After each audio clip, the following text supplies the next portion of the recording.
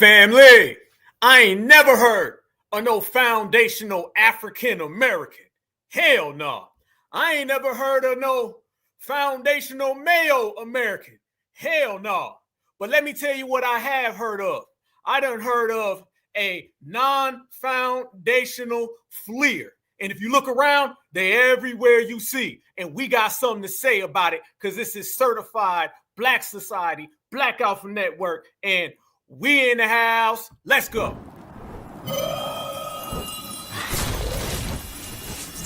Black Alpha Network. Home of Black excellence. Power to the people.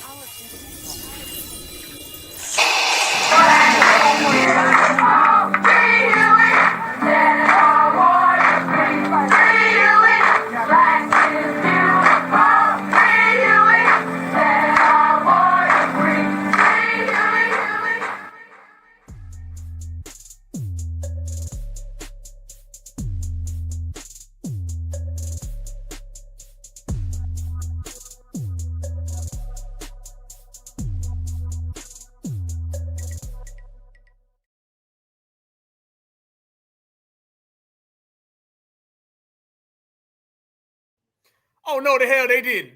Oh, no, the hell they didn't. They ain't trying to play in our face. Nah, they was running around here saying how bad foundational was. They were saying foundational was so bad, so xenophobic, so mean, and now they want to be foundational. Family, didn't I tell y'all the whole world want to be foundational, but can't? Didn't I tell you the whole world want to be certified, but can't? That is only designed for one. And let me tell you, if you run around here looking like this right there, you can't be foundational nothing. You got some foundational cake soap and some bleach to go along with it. But let me tell you what we got. We got a whole building right now of my brothers and sisters, and I'm asking you, can you please put your area code in the chat? If you're on code, let me know where you're at. We in the building, in the place. Ballers gon' ball and them haters gon' hate. Yes, indeed. Free Huey, free Huey, free Huey. Roll call. Certifies we standing on business. Certifies we always winning. And foundational Black Americans always take them out. How we do that, y'all? We do that by knockout. There it is. There it go. What's up, y'all? Certified salute to my FBA family. I see y'all. I see the chat. I see the 678. I see the 313. I see the 414, the 803, the 510. Yes, indeed. I see the 213, just like Warren and Nate. Yes, indeed. I see NY, the 312, the 404. I see the 718, the 504. What's happening, baby? I see the whole family. Vegas in the building. Rolling them up. Brooklyn, I see my brother. New Black Media is holding it down. Baltimore in the place. South Carolina in the place. We in here deep. Florida, I see you. California, I'm with you. Let's go. Let's go. Let's go. That's what we about to do, fam. We about to go all the way live right now. Listen, these people running around here now, and they trying to say that they are foundational African Americans, foundational Black Africans. You are non-foundational because you ain't build nothing. Okay, let's make this clear. In order to be foundational, that means you have to be the founder and you had to have built. You ain't build nothing. You ain't build it back in the day. You ain't building it now. Don't come tell me that you built something when they got whole shows that tell me that the damn aliens built your pyramids. And I don't even want to get going on today. Because today, the only thing you do is you get that shovel, you dig out the minerals, and then you say, here, the next colonizer. You want some? You want some. You don't even sell them. So ain't nobody foundational except for foundational Black Americans. And you better put certified on it. Family, we about to go full speed all the way in today. And plus, you got a bunch of tethers running around here saying we ain't got no culture while they sitting there trying to live out our culture. If you look like this right there, you can't talk to us right here. Hell no, never has. And y'all want to know the best part about it? Let me give my family, and I do mean my family because I see y'all, I'm with y'all, I'm rocking with you. Let me go ahead and give everybody listening the good news. It don't matter what the hell they say. It only matters what we say because we are FBA and we said so. That part. So foundational Black Americans, put in that flag right there in the ground, waving in the sky. Y'all take y'all minerals out the ground. We put our flag in the ground. That's why we above everybody. Listen to this, fam. These people are running around here now, and they talking about foundational African. All you are is a fleer African or Jamaican or Haitian, but you ain't like us. Let's go. Here it is. I see that you are a rapper. Now, when we talk about culture, we're talking about fashion, arts, architecture, folklore, music. And I checked your page. You're a rapper. Rap music, rappers, the art of dialogue. That shit is foundationally West African. It is foundationally West African. Foundationally West African. The West African. And this is what? Foundationally West African. Why everybody nowadays is foundational something, y'all? Foundational jollof, foundational fufu, foundational chicken chow mein, foundational burrito, foundational mayo, foundational Miracle Whip. Seems like you need to find your own ish and get off our NUTs. We told you to hold your own. We didn't say try to hold ours. We don't get down like that. They must have mixed up the message, family. Did we ever say hold our NUTs, or did we tell them to hold their own? Oh, I get it. They must not have none. That's why they so worried about us. Ain't nothing foundational West African except for hopping over borders, jumping on inner tubes that cannot float. Or music. And I checked your page. You're a rapper. Rap music. Rappers. The art of dialogue. That shit is foundationally West African. It is foundationally West African. Foundationally West African. The West African.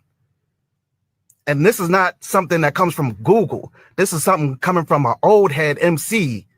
We all the old MCs knew that rap is foundationally African. Since my last video, you guys didn't agree with it about the foundational Black Africans society. What? What? Foundational Black African society? She done mix all my stuff up with it too. Certified Black Society, certified foundational Black Americans. She just said the whole thing. She said foundational Black Society? That don't even sound right. Left off the certified, left off the real ones, skipped all of that. And yes, she's trying to tell us that they are foundational? Hell no. Didn't agree with it about the foundational Black Africans society, whatever. No, ain't no whatever, Miss Fufu. Hell no. Try again. Reject your deposit. Africans, Afro-Caribbeans, Afro-Latinos only benefits white supremacy and oppressive systems. Oh, strong start. Might I say again and again that Black is Black. Scottish Black, Irish Black, Japanese, Italian, Chinese, Black is Black. And we have the same origin, same roots. And where are you from? Africa. Africa is where Blacks are from. The fear of being Black. Oh, you Black now. I thought y'all didn't know y'all was Black. I thought you didn't find out that I was Black until I got to America. Y'all Black Americans focus on race too damn much. Y'all Black Americans care too much what race is. How come now everybody Black and now everybody foundational? Did we make these people now come to the table and realize what everyone's been telling them? And now that they want to say it, we like, you know what? You melanated. And like I said, not all melanin is created equal. Damn sure not with us and them. The fear of nothing but African. Do not lie to yourself. Black is Black, and your origin is what? Africa. You are nowhere but from the... Did she say our origin? Miss Fufu? We ain't on that time now. I don't know what you talking about. You must be talking to that cheetah over there in them bushes. Do you mean origin? Because I'm pretty sure she said origin. Your origin is Black, is African. Your origin, I don't do the origin, homegirl. Hell no. Do not lie to yourself. Black is Black, and your origin is what? Africa. You are nowhere but from the motherland. If you dispute it, Check your roots. Your history may be lying, but your origin and your roots do not lie. If you are just not getting to know in 2025 that your Black is not from Africa, go back into time and get some education. You are reading. Get some education. Wait a minute. Pause. Family, didn't that Mayo tennis player just say that to that sister the other day? That she didn't have no education. What's that sister's name? Can y'all please put it in the chat for me? Because this is real supremacist talk. You have no education. You have no jurisdiction. You have no origins. That's the same thing the supremacist is talking. The same thing. Listen, I tell everybody, getting lectured about race and color from an African is like getting lectured about being sober from a meth addict. I'm not listening to you. Isn't it funny now that there's thousands of videos of these people telling us that we focus on color too much? Now, when we start talking about reparations, now they want to start talking about Black. Now they want to start talking about foundational. Never did it before. Never did it before. Shout out to our sister, Taylor Townsend, right? Okay. That W woman said the same thing to her. And we're going to do the same thing that she did to that W woman. We're going to step on you. And we're going to continue to keep on winning. Easy. The wrong history. You are studying the wrong history. Somebody is brainwashing you. Oh, gosh. Don't be ashamed of Africa. Don't be ashamed of where you came from. Okay? Black is Black. We have the same roots. We have the same origin. All Blacks in the world. You are calling yourselves FBA so that you are not called Africans. That is fine. I do not think that any African has a problem with what you call yourself. Just stop giving false hope to some BLKs that they will be getting reparations, because you know yourself that you will not be getting any reparations, especially. Oh, because this is what it's really about. And what is this, the damn FLIR filter? Fam, y'all notice they stay with the FLIR filter? That's what it is. I think in the background, you're going to see a giraffe running. You got to look in the back. You know what I'm saying? If you tilt the camera sideways, you might see a giraffe or a zebra just running by real good. That's the FLIR filter. You got to be real cautious with that. It's only out there in Africa. We don't have that on our phones. No. Hell no. Especially with a man in the White House. Now, in terms of delineation, which you guys continue to speak about, but really do nothing about, we support you 100%. If you would like to, say, buy land in a certain state, put money together so you can live completely away from the rest of the BLK immigrants, we support that. You can Stop. No. Did she say we haven't done anything about delineation? No, listen here, Mrs. Foo Filter. Okay, Mrs. Resting in Bushmeat. Let me tell you a little something over here on the FBA side. Let's make this clear. Delineation is winning. Delineation got you on TikTok with a FLIR filter complaining about us. We must be doing something, right? And then on top of all of that, Delineation also has you talking about my reparations. Why are you talking about my reparations money? I'm going to tell you why you're talking about reparations, because you understand you can't get it. And did she just say that we should delineate and leave if we want a state or somewhere to go? Yeah, it's called America. And guess what? Just by what I heard today, you were about to go back to your homeland. So you're talking about us delineating when you are getting deported. I will take delineation over deportation any damn day. And that's exactly what's happening to you. Fam, these people don't get it, don't want to get it, okay? Delineation's in full swing. We ain't playing with these folks. They are running around here as we speak, fam, trying to tell us this. Look at this, family. Foundational African American, built in America, rooted in Africa. Coming up with fake ass slogans, coming up with fake terms. Don't nobody say that. Don't nobody use that. But this is what they trying to run on us, family. Why are they trying to run that game on us? It's because they understand we are their last lottery ticket. They cannot get anything else.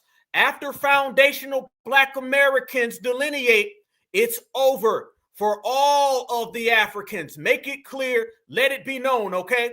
They don't have a damn thing in them. It's a wrap. They can't stand on nothing because they don't have nothing. Everything that they thought that they had is going down that drain real quick, real quick. And that's the way they made it. And that's the way that it's just gonna have to be. You can't change what already is, fam. And what is that foundational Black Americans are out here shutting down all access to these people, running around here and posting and making shirts like that. Fam, they got a whole plethora of shirts that they're out there selling, and they thought that we was just going to sit back and watch it happen. They thought that we were just going to see this go down and be like, oh, man, that's nice. Oh, that's crazy. They're out there selling our stuff. Now they want to be foundational. Now they want to talk and walk like FBA. You can't do that. You can't do that. You can't stand out amongst the greatest of all time. Hell no. Because remember, y'all, these people don't know where the hell they're from. Don't let these people run around here and try to tell you they know where they're from. No, the hell they don't. Don't let these people try to run around here and act like they know where they came from. FBA as a lineage, heritage, and culture, a lot of the cities, towns, and states that you're in right now are older than their countries because colonization came through and whooped that. Excuse me. I was about to curse y'all. Y'all ain't gonna get me to apologize today. Delineation came through, colonization came through, and these folks are through. How about that? And that's just the edited version. I just gave you the PG-13 version of how bad they got it over there. But please screenshot that, y'all. Screenshot that for the whole world to see. We shutting it down today. And brothers and sisters all throughout the United States who stand on this real lineage business, we are letting it be known. Ain't no damn foundational African Americans. Nah. And look at this, fam. Brothers and sisters know what it is. We see you, Tether. You got to know it's easy to see a Tether because, you know, you smelt them 15, 20, 35 minutes before they even got here, okay? When you know bushmeat's in the air, you know a Tether's there. There it is. Look at this. Brothers and sisters ain't playing with that stuff. Oh, we see it, and we're going to let it be known. Watch this. Hey, what the hell is a foundational African American? Have y'all heard of this? I seen some fool talking about he's a foundational African American. How are you a foundational African and American? What? Some of y'all some of y'all just need to go and smoke a blunt and just shut the up. Okay?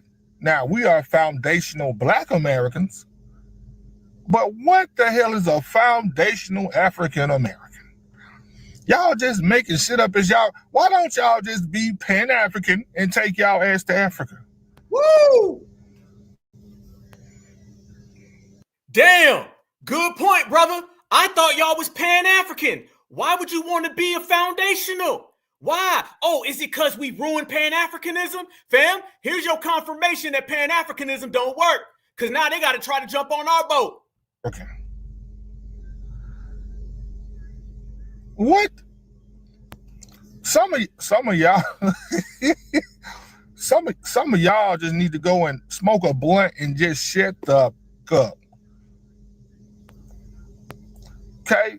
Now, we are foundational Black Americans, but what the hell is a foundational African American? Y'all just making shit up as y'all. Why don't y'all just be Pan-African and take y'all ass to Africa?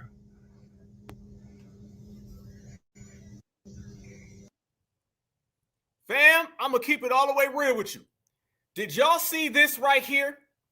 Africans now are running around here telling everybody that they going to take over America. Yeah. Because if everything was so good in Africa, then how come they over here talking like this? Tell me y'all seen this video. If you ain't, you about to right now. They running around here saying they got a plan to take over. And I got a plan to put this on the internet and at Homeland Security. I'm here to at Donald Trump, JD Vance, what's popping, okay? Tom Homan, I see you. Watch this right here, family. For everybody who hated FBA, they sure seem to want to be Americans, though. Kind of threatening to take over America. Is that not like some type of national threat, grounds for deportation? Russia, Europe. You go in Europe, that's fully African. We're down with Europe. Europe is fully African. America, 1 more year, is going to be fully African. We're taking over. Minnesota, that's African state. New York, that's African state. Texas, soon going to be African state. New York, Florida is gonna be African state. So yeah, African takeover, African supremacy. That's how we deal with. We're just putting our people first. So Africa supremacy. This they words, y'all. And they want to take over. And remember, when they say take over, they talking about places where black folks are. They would never pull this with Chad or Brad. Let me tell you something. An African man would come over here and ask Chad for a date before he'd ever talk about taking over that. But listen, they're saying African supremacy. They taking over Minnesota, New York, Texas, and Florida first. And then they going for everybody else. Somebody at Homeland Security, Christy Nome, I need to talk to you. Gonna be African state. So yeah, African takeover, African supremacy. That's how we deal with. We're just putting our people first. So we're gonna put African people first. We're gonna put everybody that goes on African teachings or African Pan-African. We're gonna put our people first. So it's just now like we're gonna segregate, but we're just gonna put our people first. You know, we're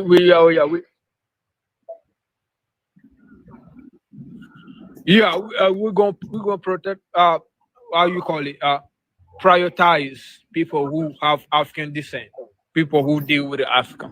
So yeah, anybody think with Africa, everybody got any type of connection to Africa, we're gonna prioritize this kind of people so we can move on with African supremacy and African takeover.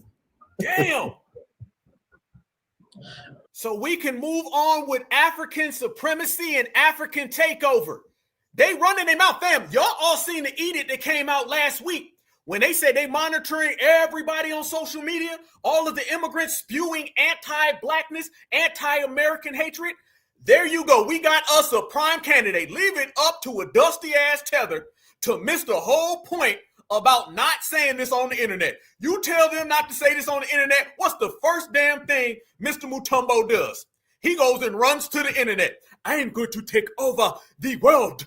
I will take over first Alabama, then Arkansas. Then I will go all the way over to Colorado. I heard it's real rocky there. And then I will take over New York City. I have 5 cousins there. Go ahead. And I got a phone, and I'm going to call Homeland Security. African supremacy means everything African, everything, like fully African, fully from whatever thing we do. From the clothes brand, everything we put on, it's gonna be fully African, made African, fully made by African people, because we African people influence the culture of this planet anyway. Because from the hair we put, everybody try and make African hair. So we try and make African. Did he just say Africans influence everybody on the planet? They really in their mind, fam, think they're the influencers. No. Africa does not influence the planet. African feeds the planet while Africa starves. There's a big difference between influencing and feeding. You feed people because they come and they take your ish. Big difference, homeboy. Big damn difference. You got it twisted. Because we African people influence the culture of this planet anyway. Because from the hair we put, everybody try and make African hair. So we try and make African clothes.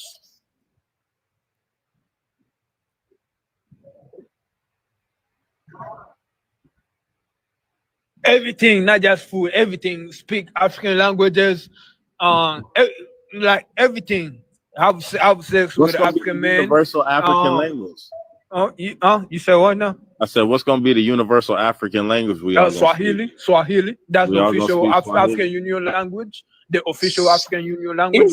He just said he gonna have all of us speaking Swahili. Y'all heard that? Y'all heard that? Tell me you heard that. He said the official language after they take over America is going to be Swahili. So are y'all gonna be speaking Swahili in Tennessee?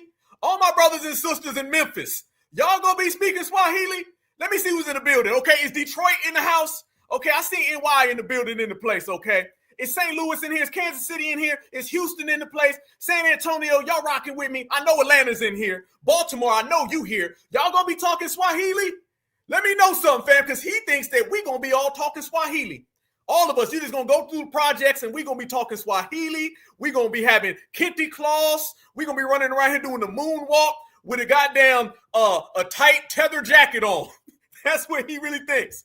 Hell no, hell no, hell no. But think about this, family, and I need to see y'all. is this a very, very funny style thing? Because think about it. What is the official language of the African Union? Swahili. Didn't the African Union just try to tetherize us? Aren't they right now, as we speak, trying to Africanize Black Americans? I think this guy might be a tether agent.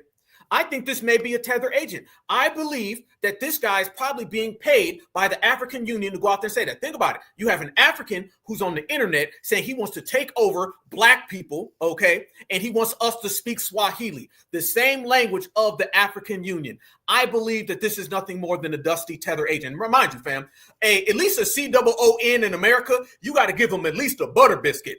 You can get a tether agent. You could just go get them goddamn a half a bowl of fufu and they'll sell out the whole damn village. It doesn't really take much to sell them out. I think that's exactly what it is. I like to always connect the dots, and it's very easy to do so when you're watching it right here.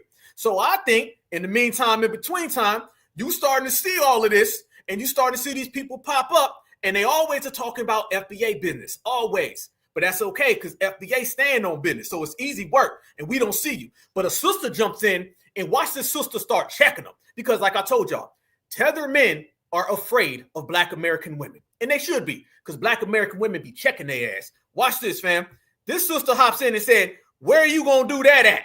How you going to institute that, Mr. Tetherman? And he ain't got an answer. Our population, culture, influence, no, America's not gonna push nobody to talk that who got the rock. We're going to do that for us. We will do that part. They definitely ain't gonna have citizens. The United States is not gonna have their citizens running around speaking no goddamn Swahili.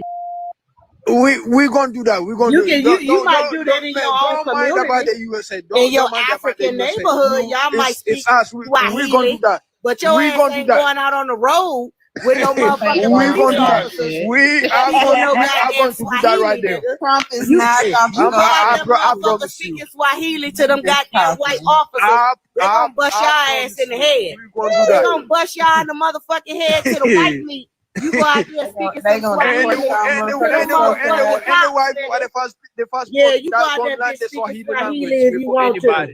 I'm telling you, the white people gonna be the first people to learn the Swahili language. They come in Africa, learn the Swahili language anyway. They're implementing Swahili languages almost on the colleges.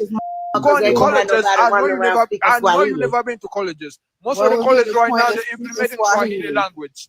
I'm telling you, most of the colleges right now they're implementing Swahili language. We believe it when we see it. I'm telling you, it's coming. It's coming. That's what I'm trying to explain to you. That's what I'm trying to explain to you. Swahili language is going to be compulsory, just like Spanish was. This nigga dreaming, y'all.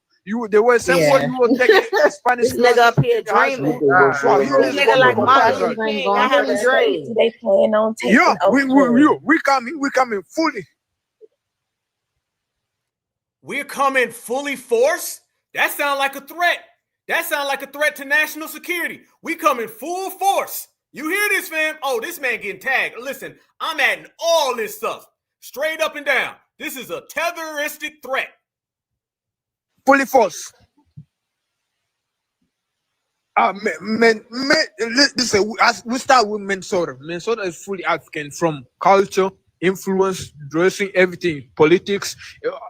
Most of the politicians in Minnesota fully African. We have African mayor. I mean, ain't nobody worried about Minnesota. Whatever. Damn.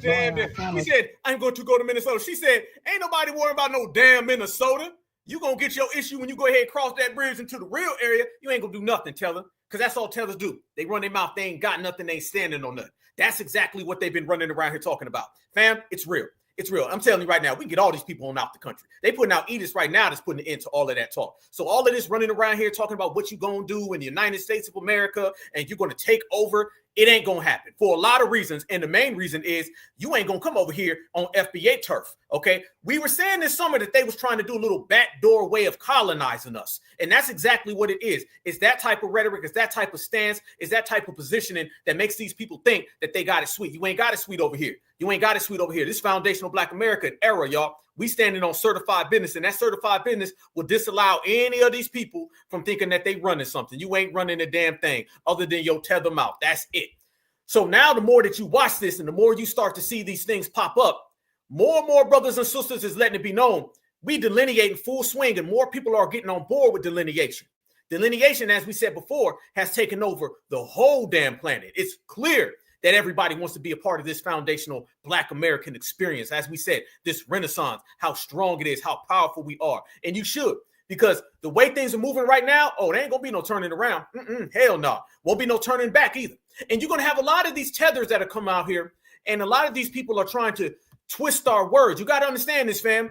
It's not just foundational that they want a part of. I've showed y'all several times. They're also out here trying to co-opt certified. They're out here trying to co-opt Black American by twisting it, putting all these other things.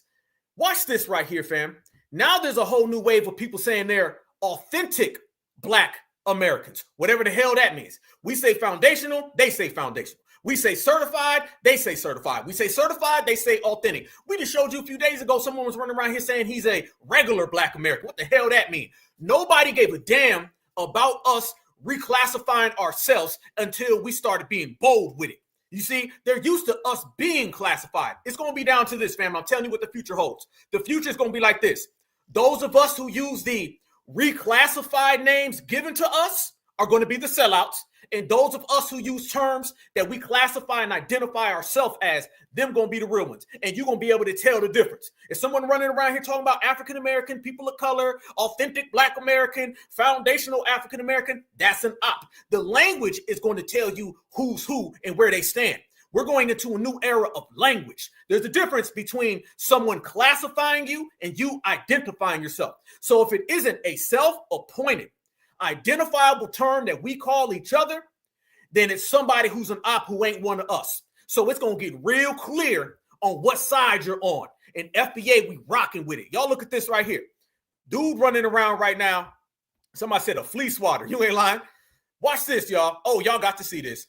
Dude says, authentic Black Americans claim the African diaspora. We will never boycott Africa. This man says he's an authentic Black American. Watch this, fam. You know already the type of time. Learn when up sometime.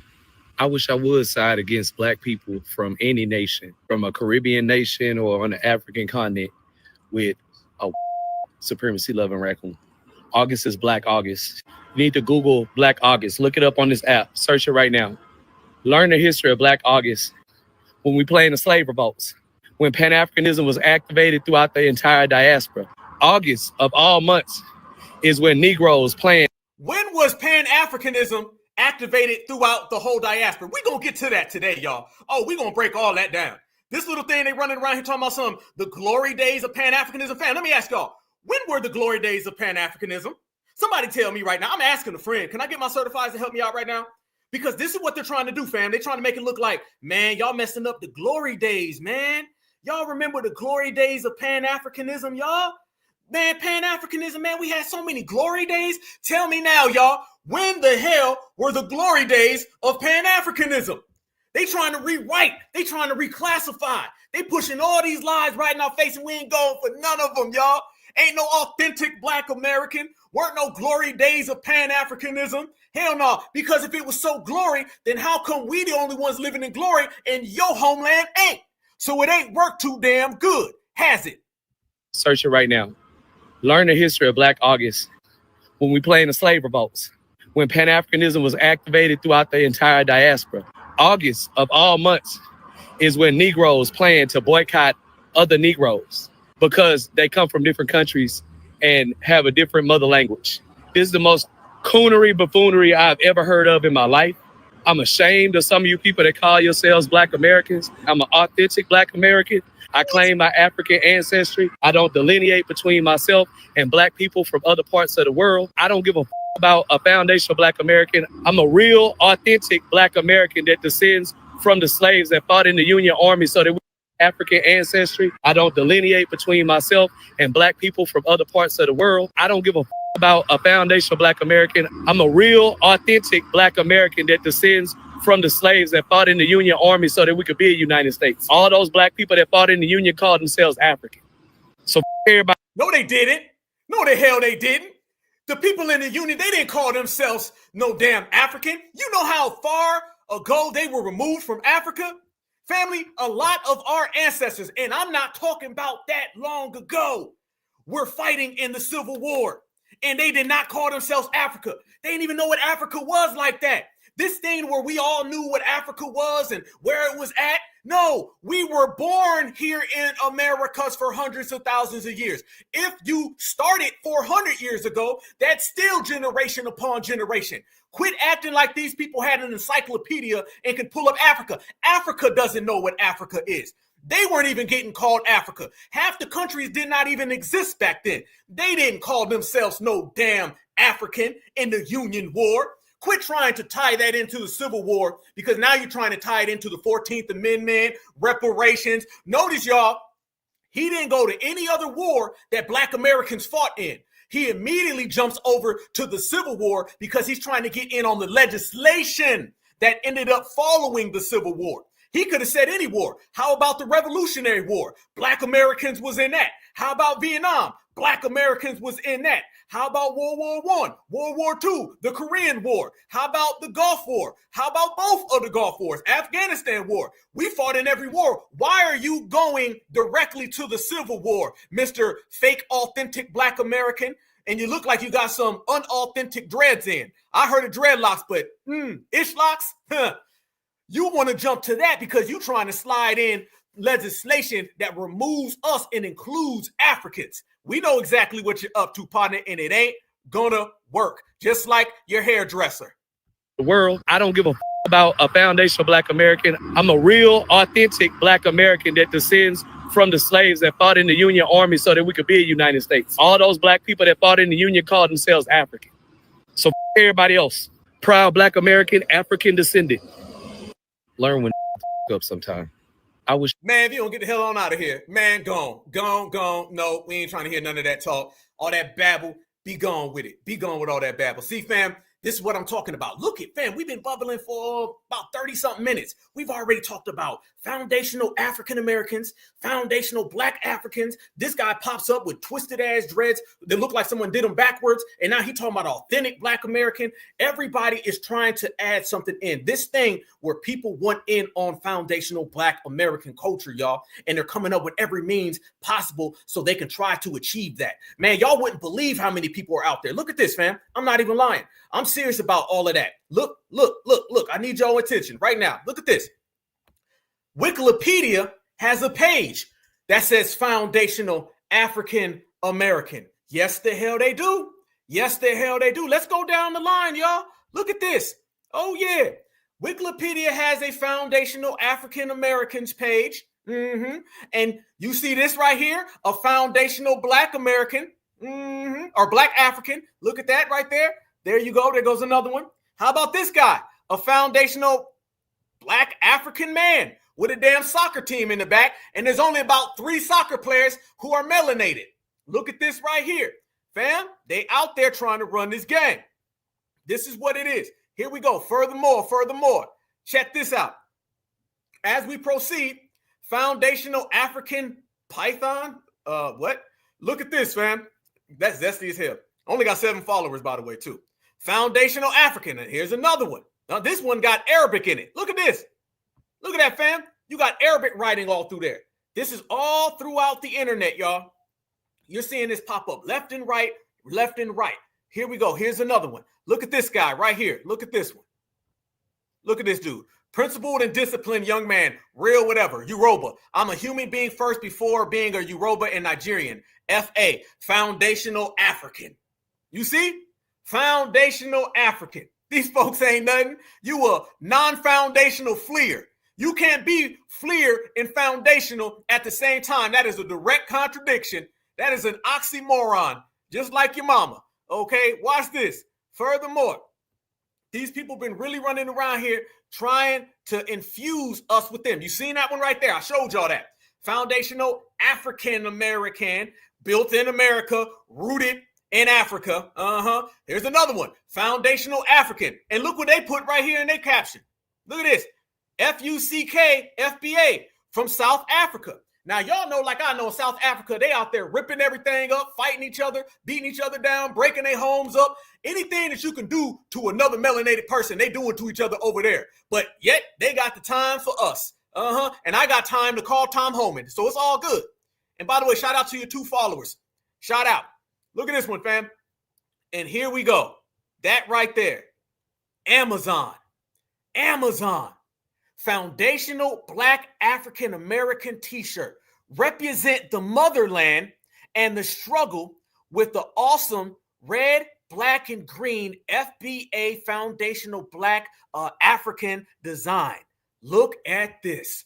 This is what all the brothers and sisters are talking about right now on social media. These people really are out there running around here trying to pump a foundational African, selling all types of merchandise and shirts. This is why we delineate and we separate and we regulate, y'all. Because if you don't do any of that, you're going to end up with this, all right? And they are out there really trying to push that line. They really are standing on that right there. This is showing you now they want to make things murky. What do I always tell everybody? Everybody who listens, right? I always tell you guys, I said the first thing they want to do is stop you. Once they find out that they cannot stop you, then they want to stall you. Once they realize they cannot stall you, then they try to make things very, very murky, very, very difficult to see, hard to tell. And that's exactly what this is right here. They're trying to make it look now where the lines are blurred.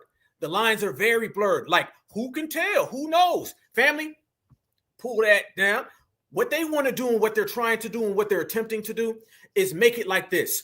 Who knows the difference between an FBA and a Foundational African American and FAA? That's what they're trying to make it. They're trying to make it look like it's this way so they can go to the United States government and combine the two. This is a cheap, weak, desperate attempt to try to infuse and combine foundational Black Americans with foundational African Americans or foundational Black Africans or all of those things that are non-existent. This is why we have to shut this down now. We got to shut it down completely. We got to stand on business. Anybody out there who's halftime playing about delineation, get your ass out of here. You ain't welcome. It's all about the real brothers and sisters who ain't playing games. This is what this is about. Remember, every type of interaction that you see with a tether or anytime they talk or put out fake merchandise, it's all about your reparations.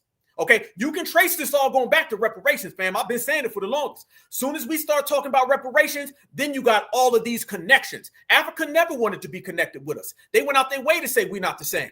Now, when you start seeing all of these, we all Black, the motherland, foundational African American, that's all said with one thing in mind. That's your reparations money. It ain't got nothing else to that. So the very fact that they're trying to infuse those two, they want to make it murky. And guess what happened?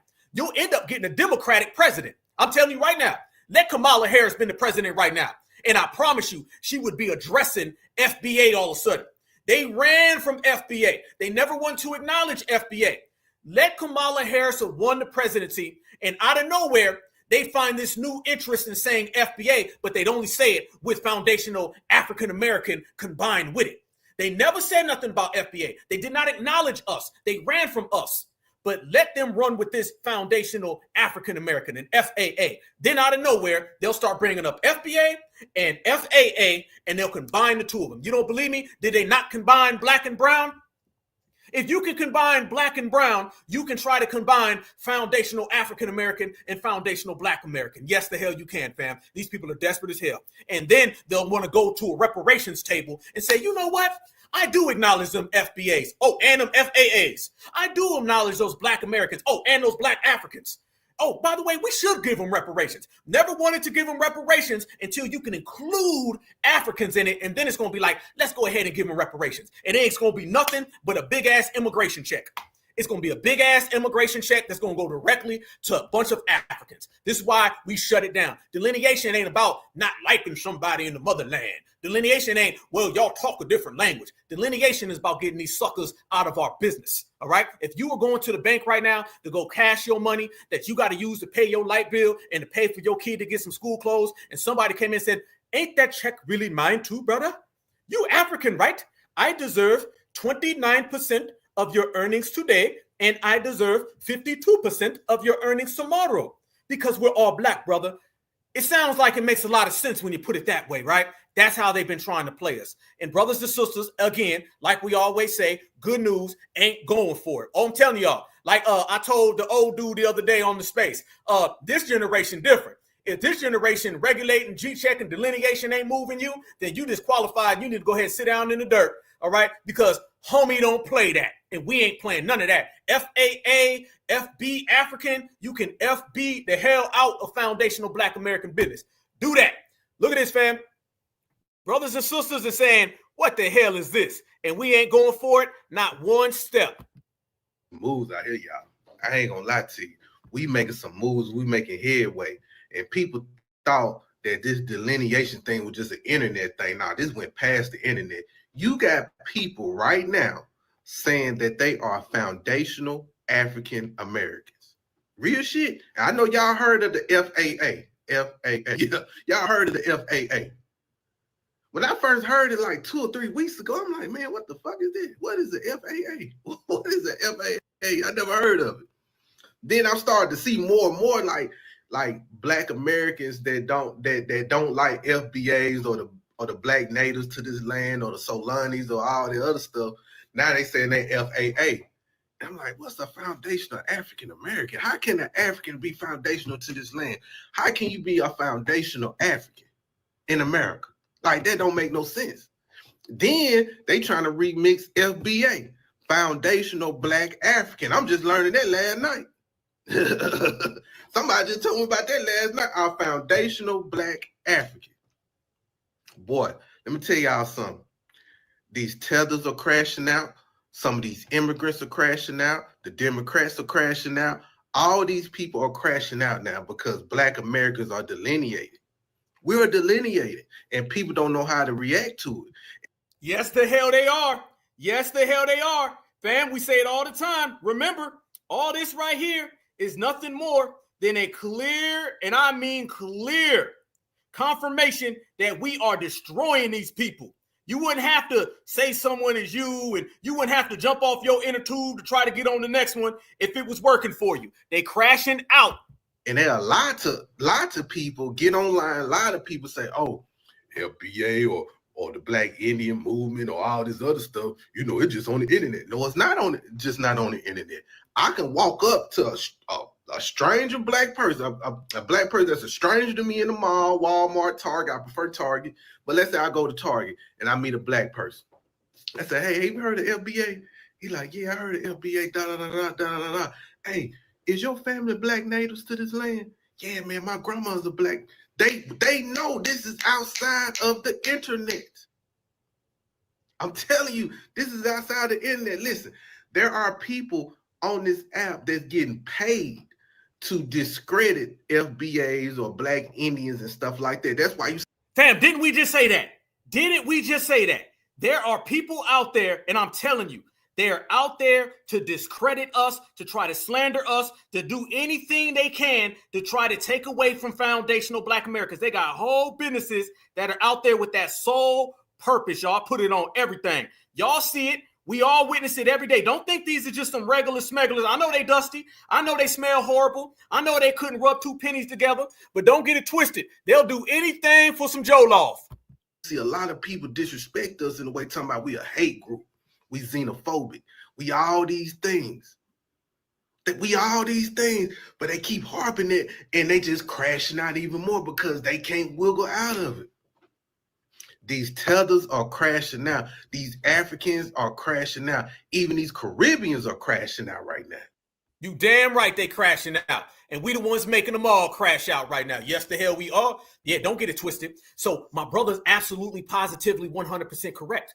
These people right now are crashing out. Fam, how good is Pan-African working? I thought Pan-Africanism was the way to go.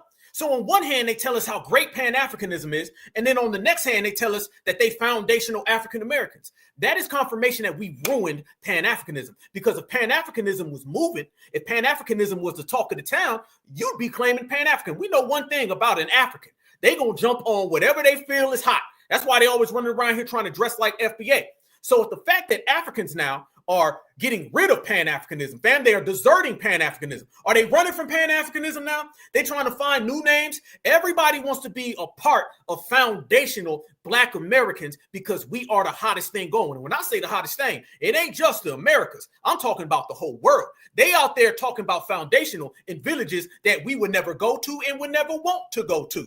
Villages that are being pulverized, demolished by the colonizer. They over there talking about FBA. I'm telling y'all, half them folks be in their little village. They be leaning to the side with an antenna, trying to get a little access just to make a video about us. Let me tell you, those videos you see with those TikTok tethers, it takes them about 7 months to make the video because they keep losing Wi-Fi access. It'd be like, you FBA, damn, lost access. 6 months later, FBA is a hate group. Damn, can't even get the whole group out. They say FBA is a hate group, and then they got to finish the oop later on because they ain't got internet access. So it takes them a good year and a half just to put together a 2-minute video about us. But guess what? It takes me 2 minutes to call ICE to send you home. I'm telling you, we always win.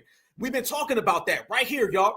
Everybody knows that you start seeing foundational pop up. How many times did y'all hear the word foundational before we started saying it? How many times did you hear the word certified? How many times have you heard the word lineage? Everybody now is talking lineage. I'm telling you right now, my whole life, I very rarely heard people say lineage. Very rarely. No one ever said lineage. Now everybody's saying it. Did y'all see Fabulous, the rapper, who's half Dominican? Fabulous was trying to say lineage, and this man said lineage. He ruined it. He couldn't even say it. But guess what? He wants to say it because everybody wants a part of what we do. Everybody does. So they sending out all of these ops and all these agents and all these crash outs, and they got one sole purpose: diminish foundational Black Americans. So somehow, some way, they can get in on our money. And they're running out here saying things like, we're a hate group, we're xenophobic, or we ain't got no culture.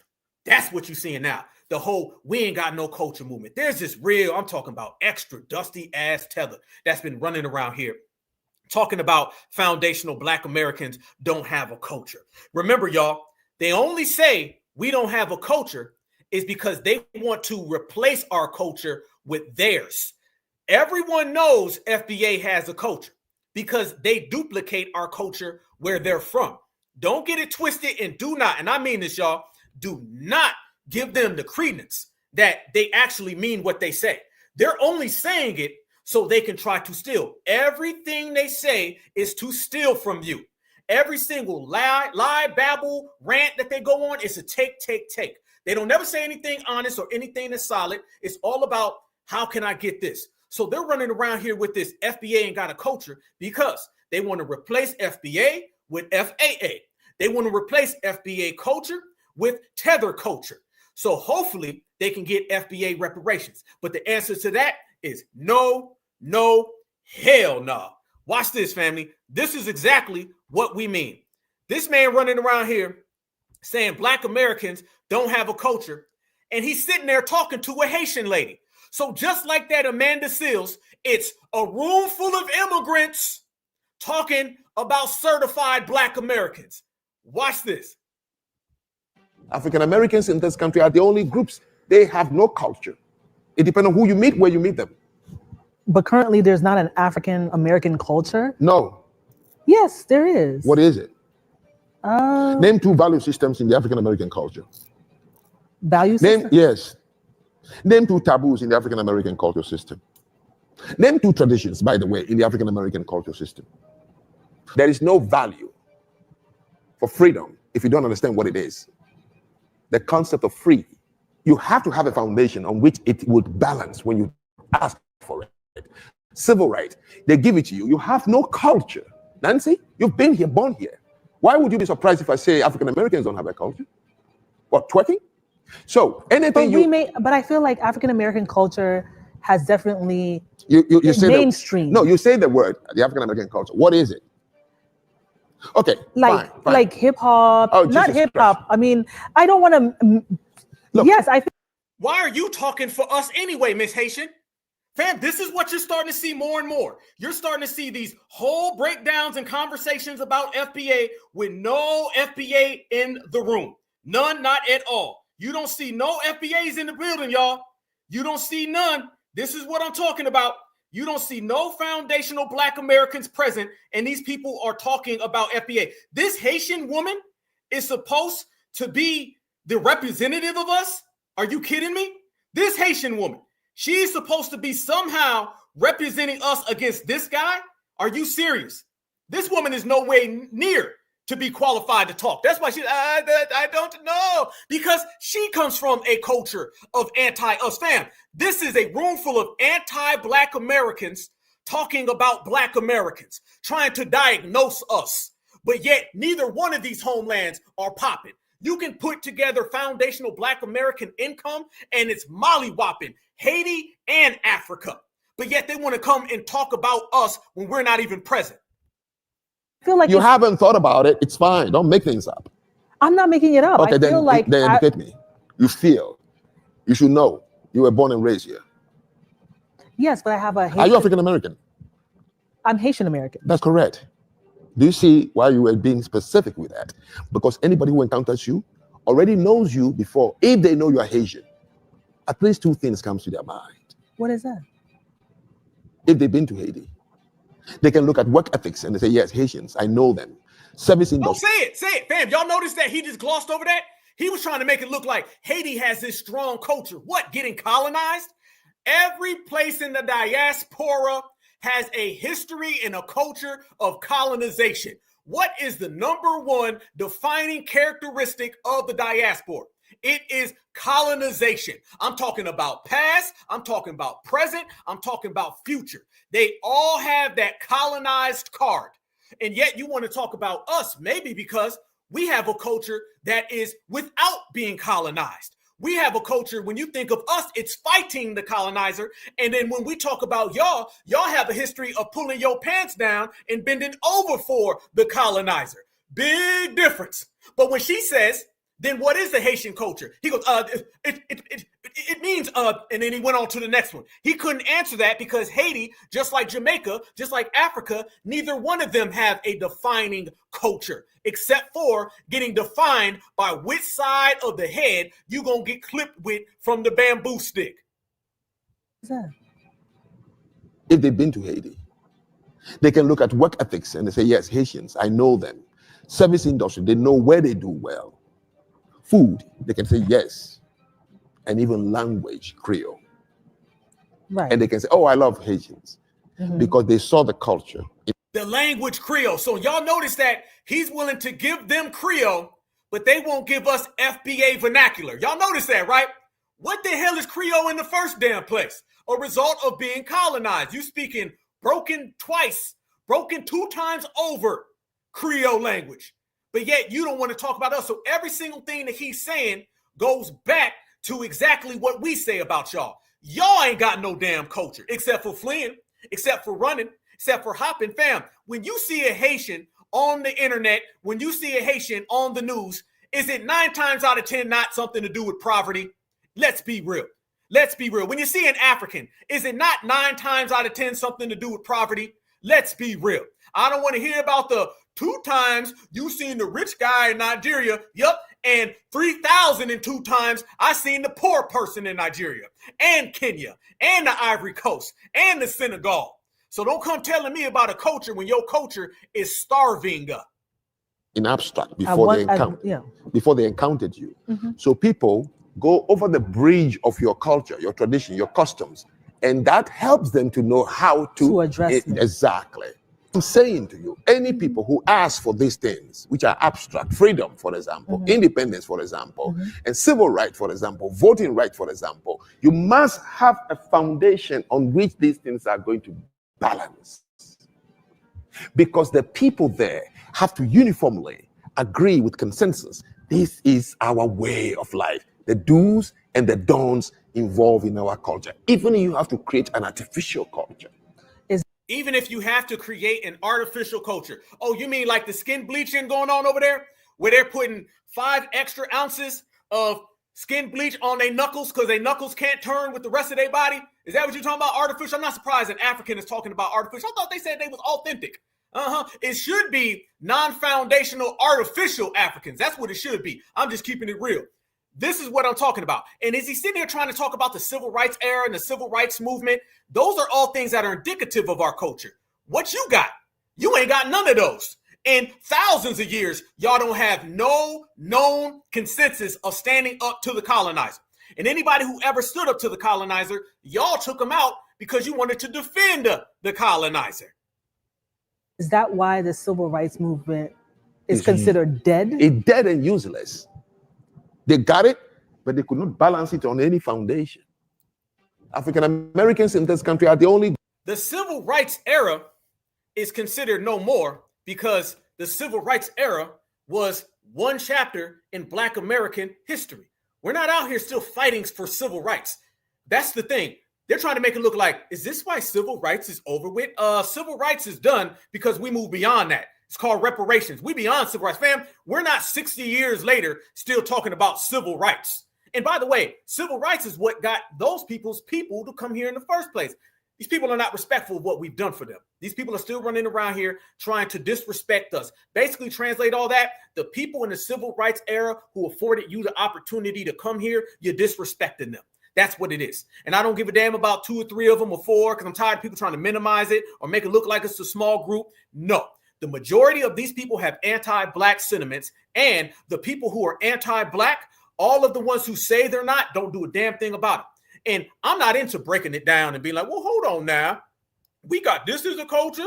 We got that as a culture. FBA, we do a lot of great things. Fam, you ain't got to tell none of that to these people. They know exactly what it is because they're right now duplicating your culture as we speak. We're not going to have the Black Americans are the culture conversation. We're not going to have that conversation. That would behoove me to go down 30,000 steps to talk to a rusty tether about us while they're over there right now trying to be like 50 Cent. They're over there right now trying to be like Quavo, trying to be like Pac. I'm telling you right now, every era that was big in hip hop music, Africans were out there. They had an African Snoop Dogg. Okay, he was called Cheetah Dog and Zebra Dog. Okay, Zebra Doggy Dog from the Zebra Pound. Okay, they were running around there with 50 Cent. He was really called 5 Cent. Okay, they were running around here in every era trying to duplicate foundational Black Americans, but yet they want to talk about us. Everything about them requires us. Nothing about us requires them. This is simple jealousy. And brothers and sisters, again, we're coming out saying, we ain't paying them no never mind. Let me tell you something, fam. As soon as we start talking block party, you start hearing all this. We're not paying you no attention. We ain't giving you no type of focus. We sitting there looking through you because tethers are easy to see past anyway. And when you want to start talking about culture, American culture is Black American culture. This is just them trying to get us to separate our culture from America. It won't work. Watch this. So you have to stop taking these Africans, these non-Black Americans seriously when they say Black Americans do not have culture. Once you understand that these people are operating under white supremacy, in which they are using their insecurities and trying to, let's say, gain validation through white supremacy, right? They're trying to give their culture legitimacy through white supremacy, saying these people don't have a culture. I have a culture, so, you know, I'm different. And here's the thing, break it down to them because they're relying on the ignorance of, let's say, understanding how certain nations operate, just the history. Most of these borders were established in the 20th century, meaning us as an ethnicity is older than most of their countries. Despite maintaining their culture, in quotations, they still have high rates of skin bleaching, a lot of self-hate, and they're at home in the motherland with their culture, right? So when they have these conversations about Black American culture, they're acting in bad faith. Yep. Right. So don't take these people serious. When an African asks an American, a Black American, what's your culture? Right. Then you tell them and then they deny it. Right. When I explain to you that we have a language, we have music, we have food, we have a religion and spirituality.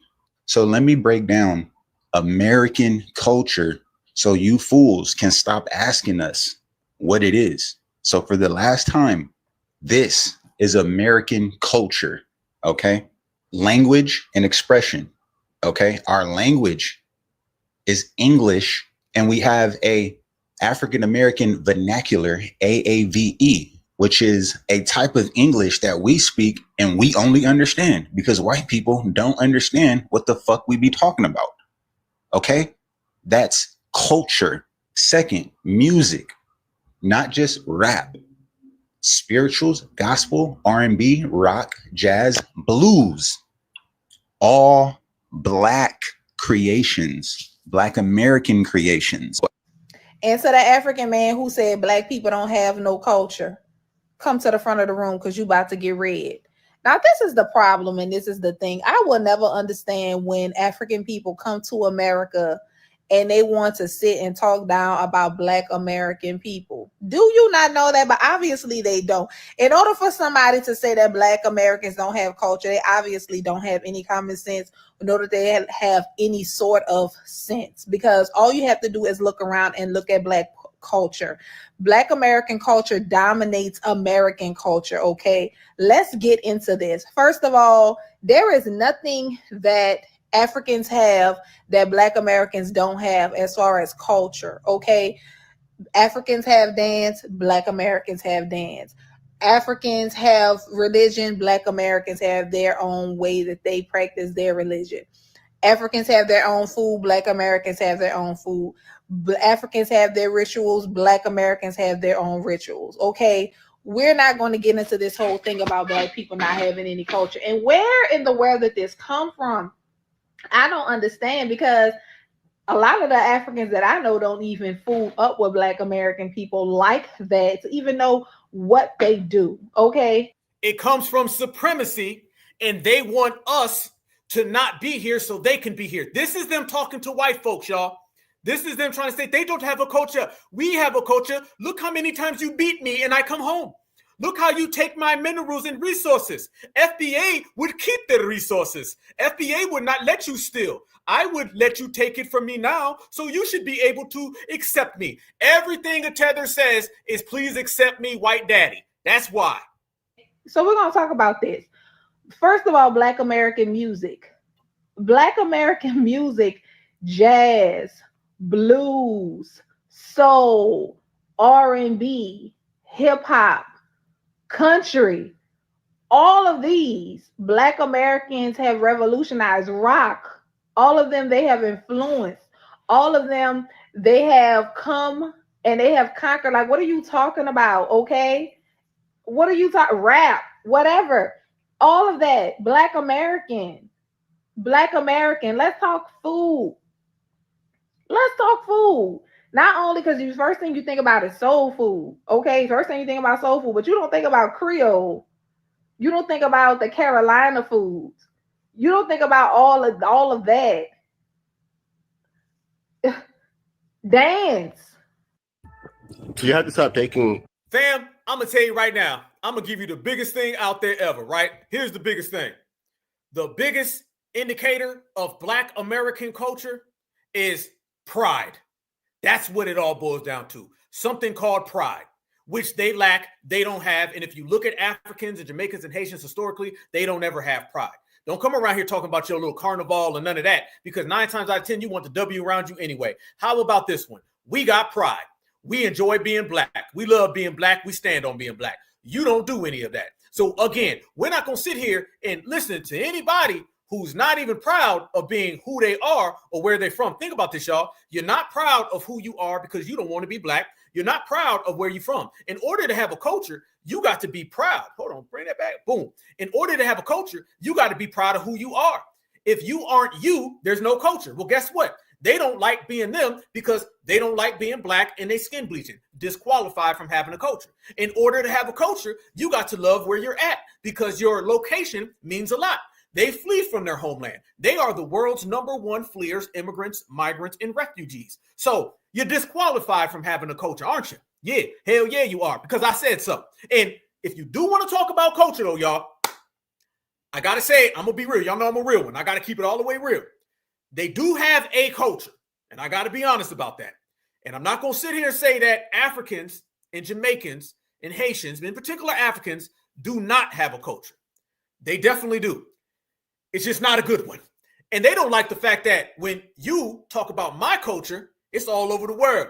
Everybody want to look like, walk like, talk like us. When everybody looks at your culture, nobody on the planet Earth wants to do any of this right here. Y'all say hello to African culture. Y'all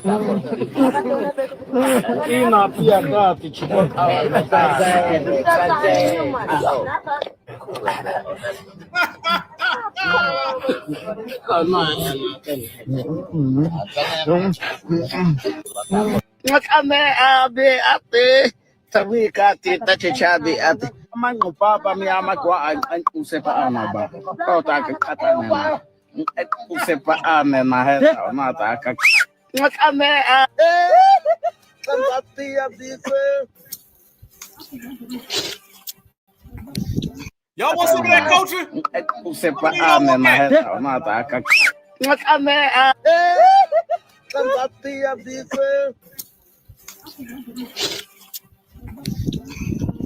Y'all want that culture right there, boy? Y'all got culture. I ain't gonna lie. I ain't gonna lie to you. You was right. There go African culture right there. There go all your culture. Man, damn. That's just a hell of a lot of culture right there. Man, go ahead. Tell us how that culture really is.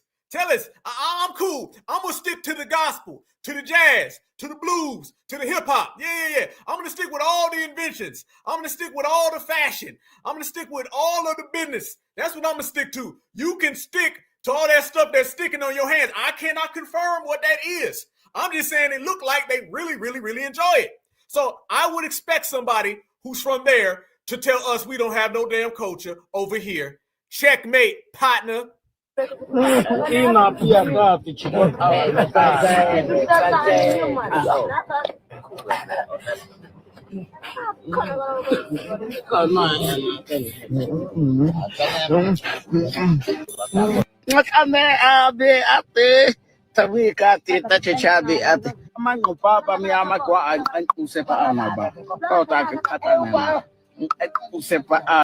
by the way, family, that right there she has is called ICE.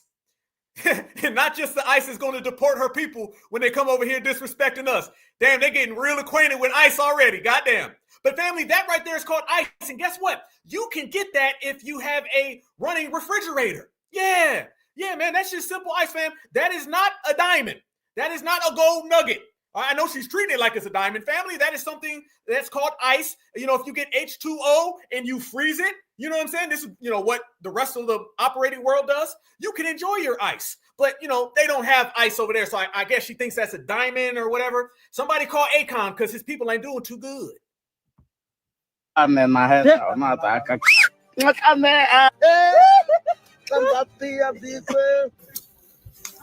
and that's called, that's called, I don't know what the hell that is. That's called what the F. That's what the hell that's called. Have that. I don't want it. Hell no. Good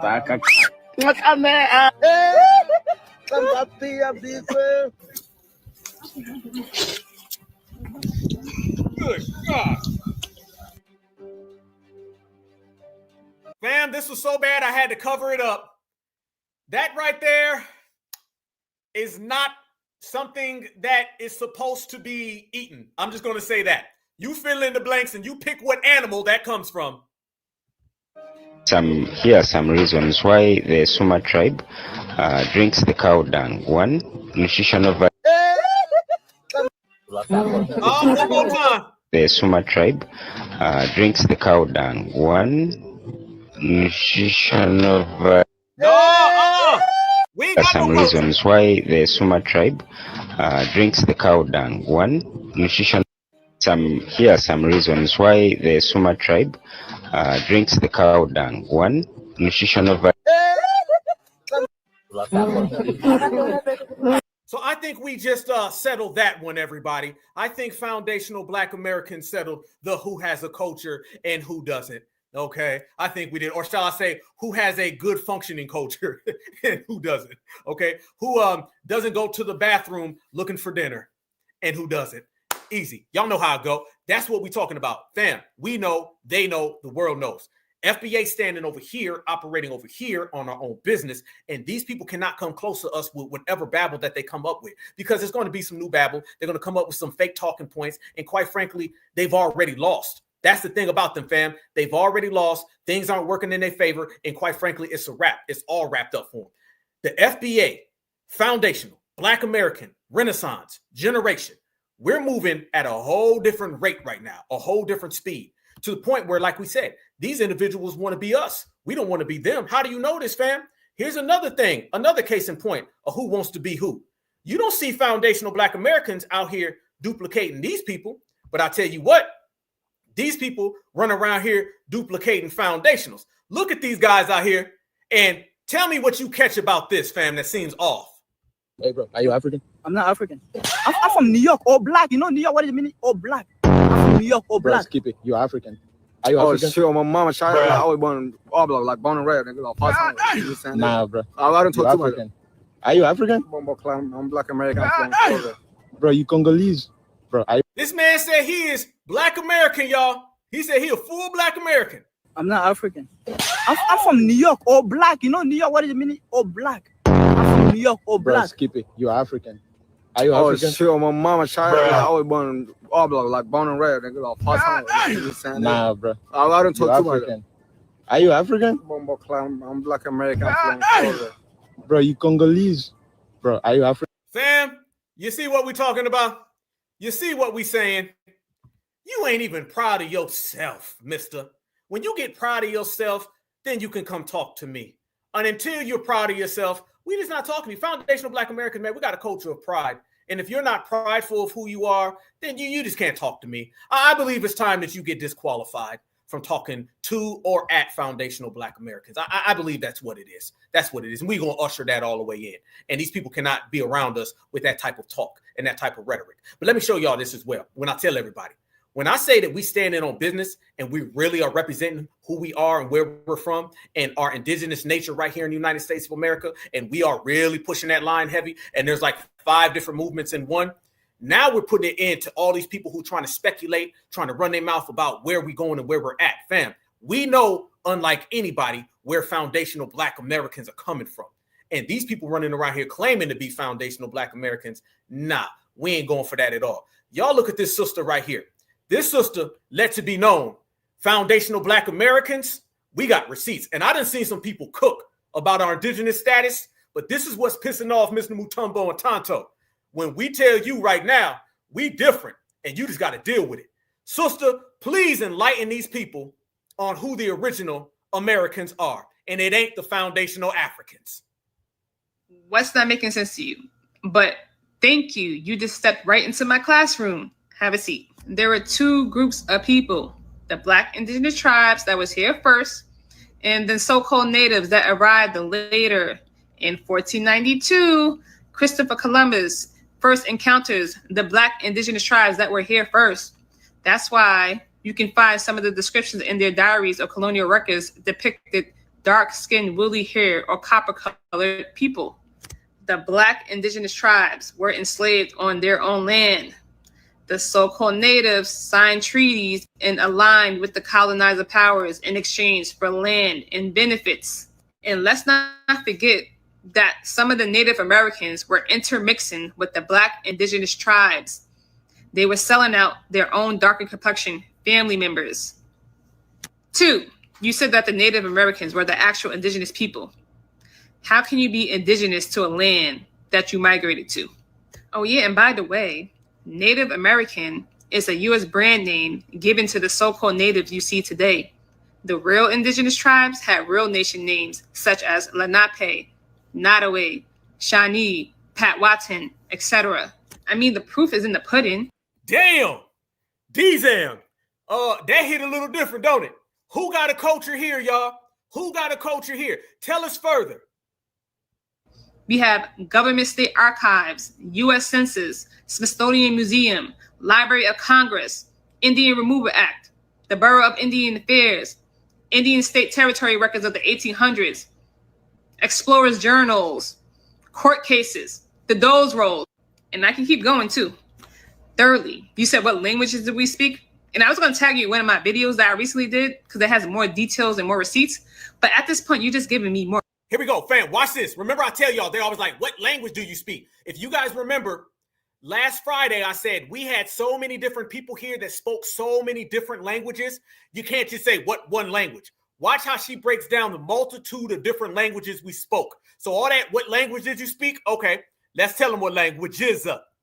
more content. We had the Timucua language, the Gully/Muskogee languages, the Natchez, the Wichita, the Wampanoag, which is a Algonquian dialect. Our current one, AAVE, which stands for African American Vernacular English. And there's hundreds of more, but I'll be here all day. Questions you need to be asking the Native Americans. What language did they speak before they was colonized? Damn! What did they use to identify themselves before they were sold back their own identity and given a colonizer card? And lastly, you asked, what are some examples of Black Indigenous heritage? Okay, so like practices like hoodoo, root work, and conjure, which is a mixture of Black American and Black Indigenous herbal knowledge and land and spirit in the Americas. For example, many root doctors use plants from the Southeast, like tobacco, sassafras, sweet gum, that weren't African in origin. Many of those remedies were passed down from our Black Indigenous ancestors. Man, I'm gonna tell you right now, family, this sister needs to go ahead and get her trophy because she lighting these folks the hell up. You want to talk about receipts on the damn table. Damn, she done answered all of them. What language did you speak? Gave you the languages. When you talk about how you cultivated the land, remember this, y'all. You can't cultivate a land that is a land that you're not familiar with. Do they always leave that part out?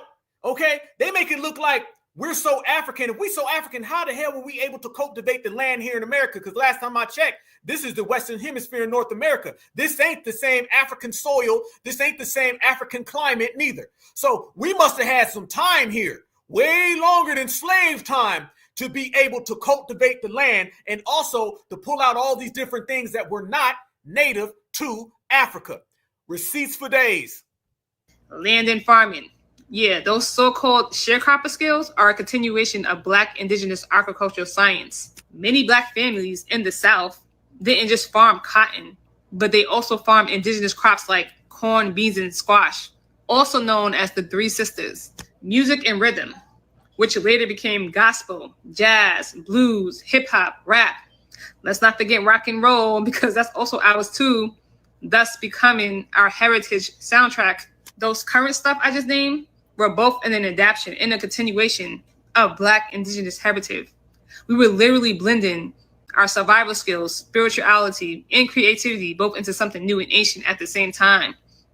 Thank you for stopping by my classroom. Class dismissed. What's not making sense to you? I told everybody that brothers and sisters are not playing no games with these folks. Hell no. Man, you want to talk about work? That's what you call work right there. I'm talking about all the way down the line in every single thing that we are and every single thing that we do. They can't stand next to it, y'all. Can't stand next to it. Not at all. That right there is a breakdown of how smooth we are. Every single thing that they've been trying to tell us and all that nonsense that they be spewing that we don't listen to and pay no attention to, gonna give them no credence. We already know. See, that's the difference. You're dealing with people who already know the answer. We're not trying to figure out the answer. We know the answer. And there's a big damn difference between people who know versus people who trying to know. Foundational Black Americans, we got the whole thing sold up. So they can come up with whatever, but that's the thing in which our sister put so eloquently. They can run around here and try to associate us with Africa and try to associate us with all this African nonsense. But here's what they don't want to talk about. They don't want to talk about the fact that everything that we're doing is indigenous to this land, and it takes years, thousands of years to even figure out the process that puts you in the position to do what you're doing. All those things that they were saying are native to Africa, they can't be native to Africa, y'all, if foundational Black Americans been doing it, okay? You can't cultivate the land. Who did the dominant society go to when they needed that root work? They came to us, okay? You remember when we were younger, y'all, and they used to always make it look like the slave master would come to the Black American people and try to get some of that African culture, like teach us how to deal with this African? No, they were going over there to understand how to handle America. You weren't sitting there growing crops that aren't even true to Africa, okay, here in America. You weren't doing that. It wasn't the slave master trying to come to us so they can get some African energy. They had Africans for that. They wanted to know, how do you do it here in America? Because they knew that we were the originals. They knew that we were the first ones. So all that stuff about culture, the young lady right there just gave you hundreds of thousands of cultures, and she did it in 2 minutes. They can't rock with us, fam. We on a whole different level. whole different level. And we understand why they're being shut down and where the anger is coming from, where the jealousy is coming from. These people, the slave masters, they weren't trying to go get no African energy or African smarts. They knew that we were the indigenous. Let me tell you, you know who knows we're the indigenous people more than anybody? The dominant society. Because they were the ones always trying to reclassify us and play all these different name games and all of that stuff. The dominant society, they knew that we're the originals. And the person who knew the most was all of these supremacists today, all of their ancestors. They all knew. Trust me, they weren't running around saying we were Africans. No, they knew that we were the indigenous people. Every last one of them did. And we've been shutting down all these reasons why they want to come here. So all of that talk about no culture, we got that, shut that down. Ain't going nowhere. All that FAA, they ain't even get off the ground, so we ain't even have to shut it down. It tripped over its own feet, just like they do when they run it. But fam, the main thing that we've been putting to an end is all these people running around here and trying to anchor themselves into Black American culture and into just American culture. Watch this sister completely regulate why these people come on over here to the United States and how they send their money back home. So now they're getting deported. Students are getting kicked out of the United States, all right? Because student who gets sent over here, he's the anchor getting thrown out, right? He comes over here, gets a foothold, right? And maybe gets a good job, starts sending remittances back to their home country. I'm gonna tell you why the governments are upset about this. So he's sending back remittances. His money is usually worth more than the United States, the United States dollar is worth more than his dollar, right? So that's increasing the GDP of his homeland. Now let's multiply that by all of his family members. Now they were coming over there, and now because of this anchor, now he's pulling the boat over here bringing his family over here, and now they sending the remittances back. This is a problem when 3% of your GDP, 3%. You understand how much 3% is? 5% is like, whoa, that's like if we lose that, we're gonna fall apart in some sector. 3% is we have 4 legs, now we have 3. Not gonna fall over, we'd be pretty close. Mexico, I think I looked it up. I gotta look it up. I had it. I should have left it on here. But Mexico, 3% of their GDP is the remittances they get from the United States. You understand how much money that is? And so if you cut off these leeches, and they can't bring over their related leeches, now the governments are upset. This is a reason to go to war. You're messing with my money because I can't exploit your country through my anchors. Anyway. Damn. Good point. Shout out to them. Shout out all the way. That's exactly what the hell has been going on. And this is why they going home and they so upset. Fam, you got to understand. FBA, we messing up everything that they got going. Everything that they thought they had popping, y'all, FBA's ruining it. We're not only ruining these people coming over here to America, all the plans and the dreams and the hopes that they thought that they were going to get based off of us, we ruining it. All that GDP that these people be sending home, we messing up their homelands in the process. Their homelands is going down bad real quick because they can't come over here and milk foundational Black Americans. So they got to start coming up with all these fake arguments, straw man arguments, ranting, everything that just quite frankly isn't adding up. And the reason why is because they know that if we delineate here, we get them deported here, then back home, they're going to run out of all that money that they've been trying to send. And that's the few small of them that even do send the money back. So foundational Black Americans, not only are we the culture of standing on business, of fashion, of music, of entertainment, we also are the culture of deporting your ass. You don't like that part, do you? You don't like that, but let me tell you, let me let the world know. FBA, we are the standard of culture of sending people home and got them packing. And that's the only culture that matters to you now, is it, Mr. Fufu? You better go get some of that damn ice old girl was having, or some of that other stuff that they was eating in that damn little bowl. But FBA, we ain't playing that. And I want to ask y'all a question. Matter of fact, somebody else wants to ask y'all a question. I'm going to show y'all this lady right here, and she's trying to make it look like, what is FBA? Can I be one? And she starts throwing out the whole foundational thing. Y'all look at this right here. And this is the question to y'all. Y'all answer this because she wants to know. Can she be a foundational Black American? Mrs. Joloff has a question for Certified Black Society, all 2.8 thousand of us right here, right now. Y'all listen to Mrs. Joloff. She has a message. I just have some questions for the foundational Black Americans because I was born here. My parents were born here, okay? And I keep seeing a lot of posts about the foundational Black Americans siding with Trump and deportation. So I just want to know, like, how does one know that they are a foundational Black American? Because wouldn't that make every American that's Black here in America that's not from the islands or from like other countries, wouldn't that make them foundational Black Americans? Just there you go, y'all. That's her question.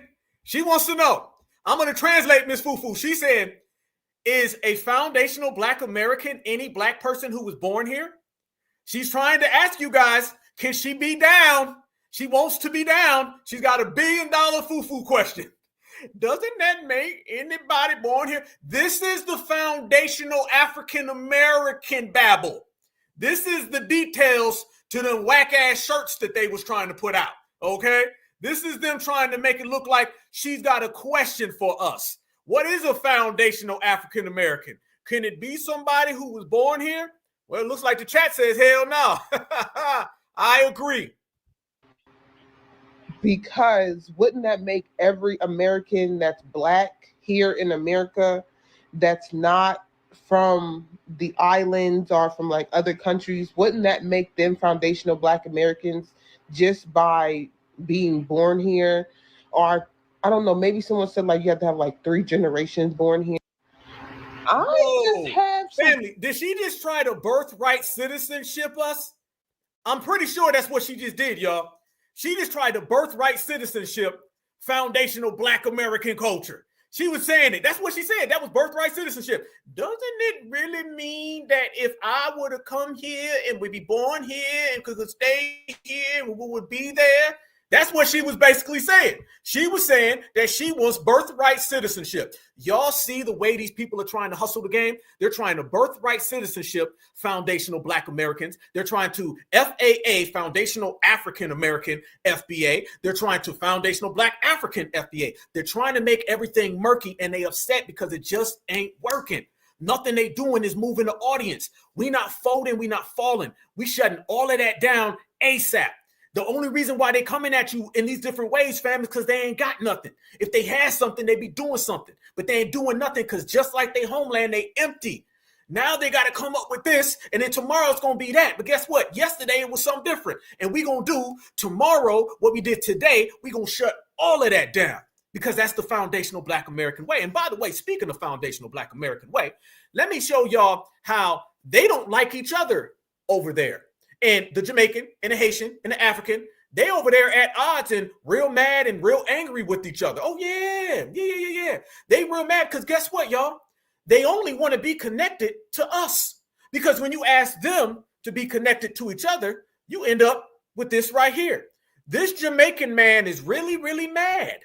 And he said he's not an African. And he said Africans ruined Jamaica with all of their witchcraft. And he said he believes Jesus Christ. So family, here is an update on the Diaspora and Pan-Africanism. This is how well they're not getting along. That's the history. You sold us. I am a Jamaican, not an African. We were here with the Canadians. You guys fuck it up with witchcraft, voodoo, black magic. We believe in Jesus Christ. Not dark ages. We are Jamaicans, not Africans. I'm not illegal. I have my status. What? I'm a outsider. And what? I can speak. Peace, brother. Salam. Freedom of speech. Stop you, man. This is don't leave it. That's the history. You boy, y'all got Mr. Rastafarian really, really angry right now. He's really mad.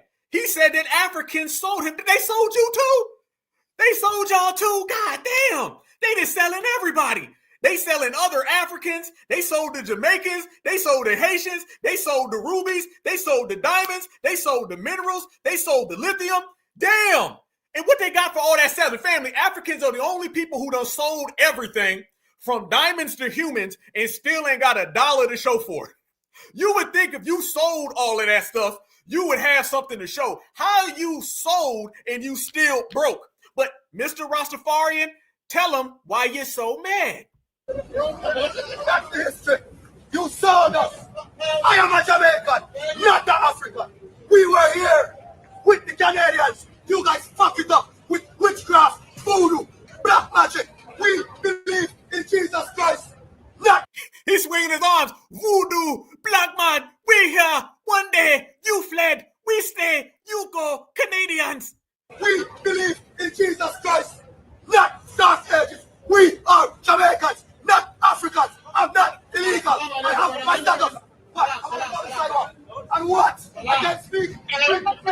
Peace, brother. Salam.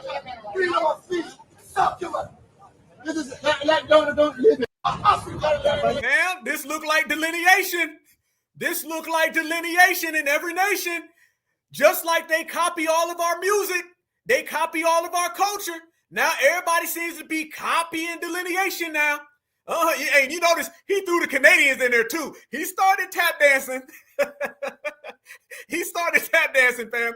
He said, we were here with the white man. All the white women were looking at me. And then you come over here.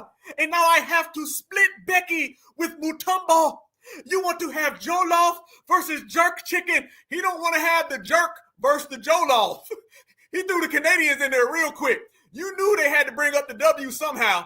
He could just say, you sold me. It was wrong. We not the same. He had to say, we were with the Canadians.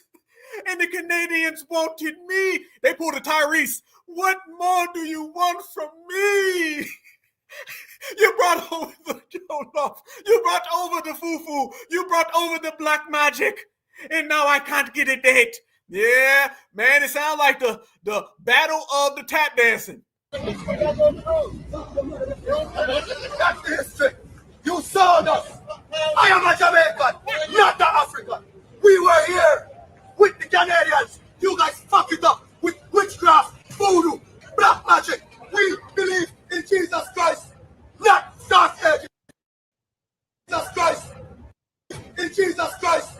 Not. Woo, boy, they done pissed. I'm telling you, fam, when you don't got access to the dominant society, you be surprised what these people do. He was mad too. Y'all see he was moving his hands like, you messed it up. You did it. You know when somebody start doing it, like he lifting weights and stuff? Because you did it. He don't want to split Becky, y'all. No. If you think he wants to split Becky, that ain't what he want to do. He want all the Becky. He said, all the Becky you can give me. That's what he said. He want all the damn Becky. All right? And we about all delineation. And about all standing on business and about shutting everything down that ain't right. The world is delineating right now. The world is watching right now. Everybody's seeing us, fam. And they know foundationals, we're not just going to sit back and let things go on that are not correct. That's the thing. You want to know FBA culture? Regulating. You want to know FBA culture? G-checking. You want to know FBA culture? Running cowards out of the paint. That's what we do. That's what we will always do. And we ain't got to run around here trying to be anything other than who the hell we are. So sell all of this right here, all you want to. But let me tell you something, fam. Brothers and sisters are on it. We're not out here trying to split Becky. We ain't out here trying to split Rebecca. Plus, you know, if you split Becky about 350 pounds any damn way. So that ain't going to work. But let me tell you this right here, though, family. When I say that FBA ain't standing for it, that's what I mean. So brothers and sisters are out there hitting up Amazon. And brothers and sisters is like, hold up, Amazon, we got some questions. Amazon is writing brothers and sisters back. And it says Amazon has noticed unusual reviewing activity on this product. Due to this activity, we have limited this product to verified purchase reviews. You know what comes next after that, family? We have removed this product. Yeah, because the calls were coming in. The brothers and sisters was on it. The brothers and sisters was regulating, and they said, you not going to sell no FAA unless that F means FLEER. If it stands for FLEER, African American, you can sell those all damn day just like you sold slaves. But if it is foundational on anything, we shutting it down. So certified, salute to the family. Absolutely. My sister, you know it. FBA did that. And foundational Black Americans are just getting started. This popped up a few days ago, and it's already getting shut down right now. You mean to tell me that we've seen all of this and bam, next thing you know, brothers and sisters are on it. Brothers and sisters is shutting it down, and brothers and sisters ain't playing it. Remember when everybody was like, oh, FBA is trademarked. The reason being is because of stuff like that, because of tethers like them. And guess what happens to tethers like them? They get shut down in the process. So you name me one damn thing that foundational Black Americans haven't controlled. Name me one damn thing that foundational Black Americans haven't eradicated. If it's wrong, if it's disrespectful, and it ain't representative of us, and if we ain't rocking with it because we said so, we gonna get you out the paint. So consider all of those shirts and all those fake ass hoodies to be done just like the Essence Festival, to be done just like the BET Awards, to be done just like the Democratic Party. And you know the crazy thing, the thing that makes Tether so afraid at night is that FBA, we just getting started. And family, when I tell everybody we just getting started, We've been sitting here right now on the Black Alpha Network because we are people of action. We movers and shakers. We about to do it. I've been telling everybody we're going to get our boycott together. And I've been telling everybody that we're going to have this Zoom call and we're going to go after the United Nations. That's all still wrapped up, fam. That is a fact. We got that going. We're going to do it. We're going to do it right. But I told everybody we was going to get our boycott popping off. And I told everybody to send me all those things so we can create us what we call a blacklist. And what is a blacklist? Blacklists are people who are being outcasted from foundational Black American society, people who are being outcasted from coming around us. And guess what the hell, family, we're going to do right here, right now, fam? We're going to do exactly that. The block party continues. I got my good brother, Black Truth United, in the building. Are you there, my good brother? Yes, sir. Certified salute, brother Black Alpha. How are you doing? Much respect, man. First and foremost, everybody, I need y'all to follow my brother, okay?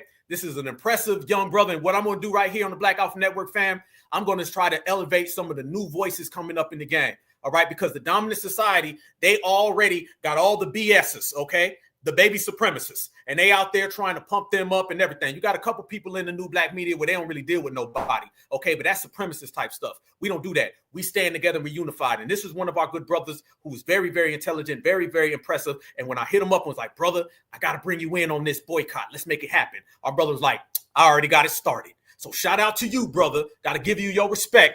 And I want you to tell everybody some of the work that you've already got going on and show everybody how this blacklisting works. I told y'all we was going to deliver, and here's the delivery. So if you are Tether out there and you've been running Black folks out your store, you buy, you go, you've been trying to braid people's hair and messing up their money, and you'll find yourself on that boycott list, then you can blame yourself because you stand there. Go ahead, brother. The floor is yours. Tell everybody how this goes on. Much appreciated, brother Black Alpha. Yeah, when you reached out to me, I think your principal concern was sometimes when we do things on TikTok and, you know, it's on Instagram, it's there, and it's like a flash in the pan scenario where we're not able to fully establish the boycotting and keep it going. And of course, we're not just doing it for August. You know, the boycott date was August 1st, but that was just the start of it. So when you reached out to me telling me that you wanted to compile a list of all the anti-Black businesses, I said, wow, this actually coincides with what I've been working on. So I went ahead and added it to the B1 Rolodex that I've been working on. So most definitely the anti-Black list is going to continue. It's just getting started right now, but you can tell how frightened they are of the boycott. And I want to remind our people that this is historical. Not only were we boycotting, everyone talks about the Montgomery bus boycott, and because that's the most common one that's referenced, but we were boycotting all over the place. We were boycotting in Harlem, New York. We were boycotting in a place called Edwards, Mississippi. We were boycotting in the, let me get the name of the location right. Montgomery. I don't want to mess up the name, so I don't want to say the other one, but we were boycotting all over this country. It's just the Montgomery bus boycott was the one that made all the noise. But I have a few books here. I have a few, paragraphs from a couple of books. Do you mind if I read a couple of things just to give our people some encouragement, behind this boycott? Because sometimes we see what's happening, we see what's going on, but we don't realize that this is historical. We're living history. Floor is yours, brother. Hey, you've been putting in that work, family, and we told everybody we was gonna get them, man. So it's on you, family. You're talking to 2.8 thousand people right here, right now, fam. You know it's Black Alpha style, dog. It's all you. Much appreciated. Yeah, here we are. This is in the book called 14 Codes. It's a new book, and it's from an FBA brother. It's listed in the B1 Rolodex. But here we go. It says, this is Brother Adam Clayton Powell. He used his influence to mobilize Harlem's Black community, launching boycotts against businesses that refused to hire Black workers. His motto, was simple: don't buy where you can't work. This wasn't just a protest. It was an economic strategy that forced white-owned businesses to either hire Black employees or lose Black dollars. This is a historical thing. There's no reason why we should be buying and interacting with these businesses that hate us. And no one ever said that it would just be the tethers from Africa. We're ready to check everyone. That was, we're ready to check these anti-Asian nail salons that, have bamboo sticks in the back and are trying to do what they do in Africa here, and we have to bring the brothers to G check all that. We're boycotting all these places. So the anti-black list, that's the name that I'm using, anti-black list, is a list that's going to include anyone from any race, any ethnicity who is doing something that is completely against our lineage. So this can range from what you just covered with the shirts, that's already listed in the anti-black list. This could be, Adam 22, any of these clowns who, have done things against our lineage. And so, yeah, this is a great thing. Let me read one more thing from our brother Dr. Claude Anderson real quick, because he was talking about boycotts in the early 2000s. In the early 2000s. Give me 1 second. Shout out to Dr. Claude Anderson, the godfather. Yes, sir. Here we go. If businesses systematically boycott black businesses, blacks should develop a systematic way to withhold support from them. If they refuse to hire black employees, black merchants should refuse to hire non-blacks. If they build and operate ethnic businesses in black neighborhoods, we should build and operate black businesses in their neighborhoods. And then right here, this is the key. The single act of 36 blacks, the 36 million blacks, this is back then, obviously our numbers are much bigger now, withholding patronage would probably garner more respect for the black race than all the marches, riots, and civil rights laws put together. Keeping black disposable income within black businesses and the community would close the door to the capital drain. This is what we've been missing. And, we've talked about boycotting a lot, but we haven't come up with, in the past, we didn't have the alternatives in place. So that's really the vision of the B1 Rolodex, to provide alternatives for people so that we're not just saying, okay, I'm not going to do business with this person. But what ends up happening, and we've seen this in the past, is, okay, I'm not going to go to Mr. Gupta, but then I go down the street to Mrs. Chang. You see what I'm saying? So it defeats the purpose when we don't have healthy alternatives of our own businesses to support. So this works very well in conjunction with the B1 Rolodex. And if you want, I can share that. Yes, Got indeed, the brother. screen right here. Tell me when you're ready. I'll add it to the stage. Okay, ready. All right, let's get it. Here we go. All right, so this is the B1 Rolodex, but in order to get to it, because people were trying to find a way to get to it, I created a URL, blacktruthunited.com. You just hit enter, and you'll be redirected to my link tree. And then from there, you hit the first thing that's on the link tree, and it'll take you here. So this is the B1 Rolodex. And yes, this is technical, so it's not that confusing, but it does take some getting used to. But these are the alternatives that we have to support a long list. When I first started this, I was at less than 150. Damn. Now we're over, let me see. Now we're at 1,069 entries. Woo! So yeah, we've come a long way. And some of you, I know some of you in the chat already know about this, but for everyone else, we'll go ahead and just cover how to use it, just so that you're not lost with the document. So in order to use this, you do have to be logged in under Google. You have to if you're on a mobile device, you can use it with the Sheets app. You'll just have to download that, but you do have to be logged in, and chances are, if you're listening on YouTube, you have an account. Now I'm logged in. I'm not logged in as Black Truth United. I'm in view only mode, so this is going to be the mode that you're going to be able to see it in. So I see some people coming in. You'll be able to see people showing up, to the B1 Rolodex. But anyway, if you're on a mobile device, you'll have to use the 3 dots instead of Control Find or Control F. But let me just show you real quick. I hit Control F, and I can start typing to find what I'm looking for.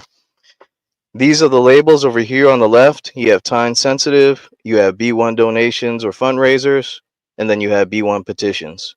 So I'll go over everything in a simple manner. So here we have the products or services that are offered. Here we have the name of the business, and then over here we have how you can do business with the business. So normally it's a website or a social media link. Sometimes it's just a phone number or an email, but most of the time you're going to have a link to go to.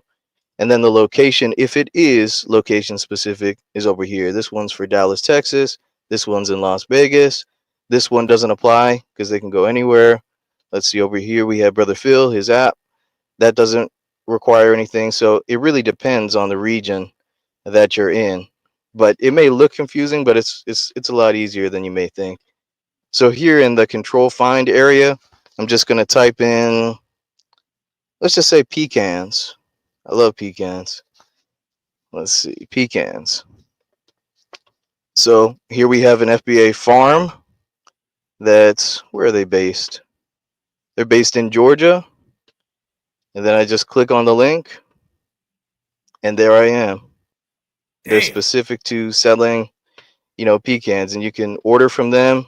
Looks like they're out of stock on some of them, but you can order directly from them. I mean, it takes you right to it. It's like a gigantic link tree for our businesses. And so give me 1 second. Brother, how many hours did it take to compile this? So when I first started, I guess I'll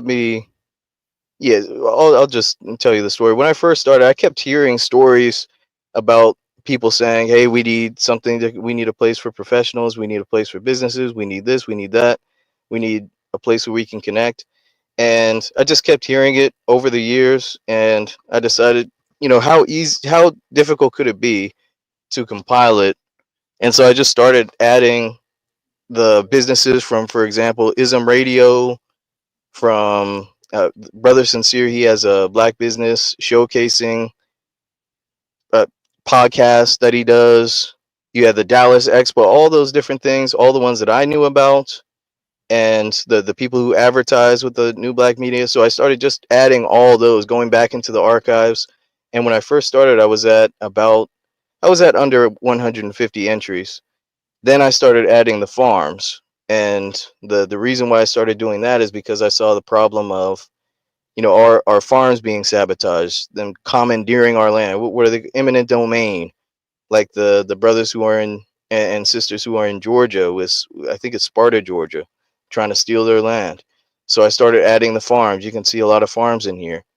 Then I started adding a whole bunch of restaurants and other things, just places from everywhere. And then I started getting into the doctors because of medical apartheid. So I started. Anybody family where the boycott one is? Oh, the boycott area? That's right over here. This is the anti-blacklist. So it's very similar to the B1 Rolodex. Now I guess I'll explain that right here, right now. Here we have the people who are listed. It's not as comprehensive, but remember the other one started with just 100, under 150. Right now we're over 50, and we're steadily adding things. Our sister Lotus Tai, I know she puts the link in there, which is right here, where you can go to enter in information for the anti-blacklist. It's here. You enter your name or alias in the Black Grassroots. If you are foundational Black American, what the name of the anti-black business is, the address if it's applicable. All of this is so, we are exact and precise with our information. Sometimes when people just send emails that, oh yeah, the corner street store on 4th Avenue. Okay, in which city? The one on 4th Avenue. And so the information gets lost in the details. So here it's a very concise way where you enter in the details. You enter what they did specifically that's anti-black, refusing to hire FBAs. That's a very common one. Almost every single Asian store is going to be there. You know, just anything that they're doing that's anti-black. And then right here, this is the way for me to contact you in case I have any questions. So that can be found right here, with the anti-blacklist. But you know, we're steadily adding things, and even if we shut someone down, for example, right here, this was I even grabbed this historic event when we shut down the liquor store that unalived our good sister Latasha Harlings in LA. So I'm even including those. I included the one that we shut down in, where is that? Yep, the nail salon that was in New York. So right here we have a list of, if we shut them down, the Y is for yes and the N is for no. Yet, you know, we're still Brother, can working you on put it. For example, Brock. Sorry, go ahead, Brother Black that Alpha. map on there, man? I seen that map you just had. Oh, the map. Yeah. I don't want to skip over anything, but give me 1 second. Let me see. Yeah, the map. So this is found on the second tab. I just want everyone, or sorry, the third tab. 1 second. It's hard to get to it with this in the way. Right here. Okay. Yep, you just click this link and you go right to the map. So this is the B1 Rolodex map version. Now I want to warn everyone, it does not include every single business. For example, the ones that are Dr. Birdie's books, you know, this one is not applicable because you can buy them anywhere, ebooks and stuff. So the ones that are not specific to a location, those will not be listed. The ones that are specific to a location, those are listed in the map. Same thing with the anti-blacklist. So there aren't, you know, we don't have the addresses for every single one. So let me show you here. So over here, if you're in the map, you scroll all the way down, and here's the anti-blacklist. So, you know, steadily adding, you know, them to the list. They're in gray. If you want to just remove all of them just to see who to support instead of who not to support, you just bam, get rid of all of them and turn it back on if you want to see all the dots. So, you know, we're locating the people who we need to, and, you know, getting rid of the tether class from amongst us, making sure that we redirect those dollars to our community. So let me go over, I guess, did you have any questions, Brother Black Alpha? I don't want to skip over anything. Hey, can you put the link in the chat for everybody to get? Yes, 1 second. That's extremely important. I want everybody to get it. See, everybody, when I was asking y'all to send in stories, and I got so many different DMs and emails, I immediately gave it to our brother. So the people who wrote me and told me about situations, and I heard some crazy stories. I heard about kids getting followed, people not getting hired. Every single thing that is anti-black that y'all sent me, you're going to see in this Rolodex, okay? So it's going to be simple and sweet. So the link is going to be in the chat, and I need everybody to go ahead and hop on this stuff, fam. And if there's more, keep it coming, because the thing about this, fam, is ever growing and it's ever moving. Like my brother just said, it's a continuous thing. The wheels are rolling, adding new names, adding new dates and new faces. Don't stop. If our grandparents could walk miles to go to work because they said that they weren't going to get on no damn bus, then all we got to do is get on the internet, pop it up, see somebody, and check them. That's how you do it. Everybody got to get shut down. I believe, and I'm going to say this right here is the biggest boycott that is going on in Black America right now. This ain't Target. This ain't Roland Martin. This is one for us and by us that we can shut down. TikTok is cool, but TikTok is too trendy. We ain't about trends. We're going to take this to a whole nother level because that's just the way it's supposed to be done. And you got to give a shout out to our brother for putting this all together. Brother, I'm going to send you, I'm going to wrap this up, fam, but I want you to tell everybody any little extra pieces and whatnot that you want to definitely get in there. Yeah, most definitely. So, you know, just go here. If you get lost, you know, there's a lot of information. You can search via region. You know, it'll pop up with everything. You can scroll right through to get to wherever you need to. If it seems like it's a lot of information, just go here to the intro and help section, and the tutorial is right there. As far as the as far as the map, if you're lost with the map and you don't know what to do, go here. Here's a tutorial right here.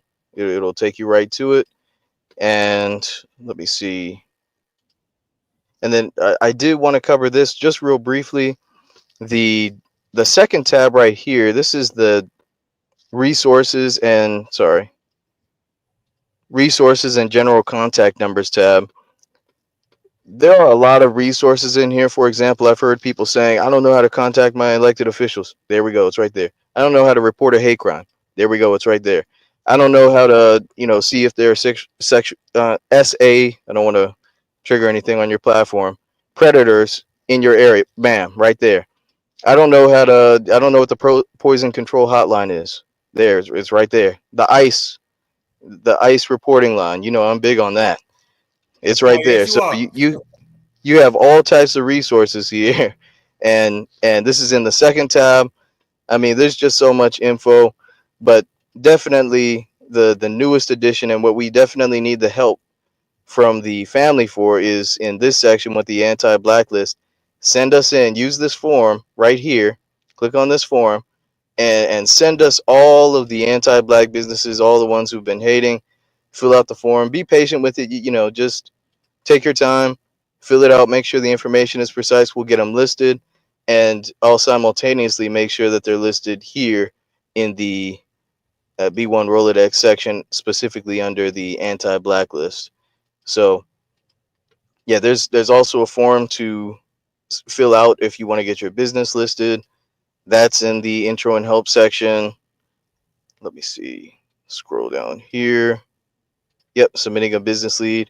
So there's a lot of info, and just go to blacktruthunited.com and start researching and start seeing just how many things are available with that. So, yeah, I don't want to take up any more of your time. Much appreciated for letting me share this, Brother Black Alpha.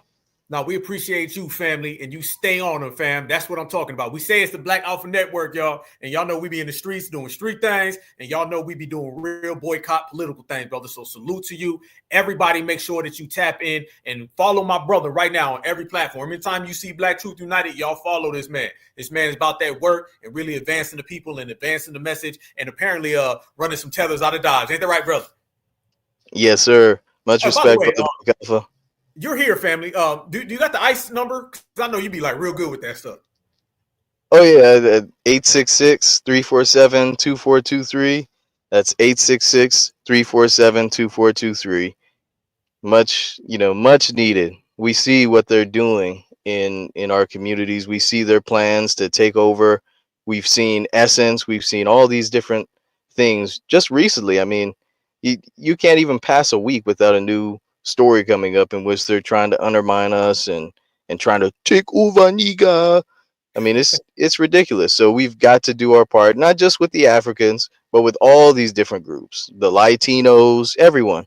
We've got to G-check them. We've got to use every resource that's available to us to, shut these people down and keep our people empowered.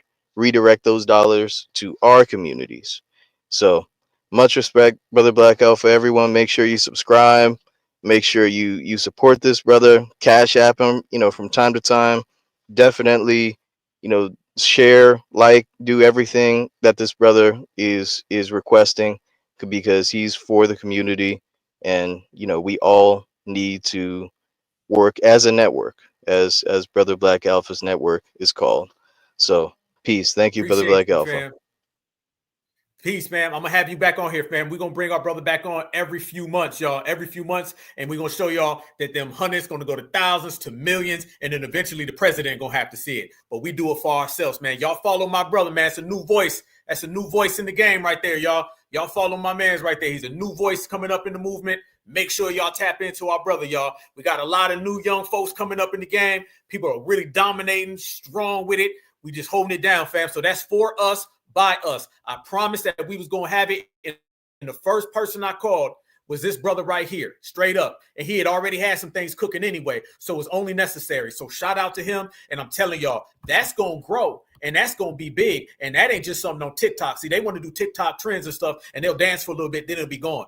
This ain't going nowhere. The way I see it, and like our brother just did, shout out to Black Truth United, That right there is going to go on for the next 5-10 years, and we're going to have our brother back on every few weeks just to show. So all of y'all need y'all to hit me up if you got anything else and any more stories, or if your cousin or your mom or anybody got stories, send it to Black Alpha. I'm going to holler at my brother Truth, and one day we'll do a big-ass show, and we'll break it all the way down. But I wanted all of y'all to see that because my brother been putting in work, and he's been grinding, holding it down. So, fam, that is one of the two things that we promised. The big foundational Black American blacklist boycott. Shout out to our brother for that one. And then the next one is a Zoom chat. I've got everybody's emails about it, and we're putting it all together. I've already talked to Dr. Short. It's all going to happen. And we got some people who are already affiliated with the United Nations. So that's it. But we're going to do it. We're going to do it right. All right? So we got it, fam. Message delivered.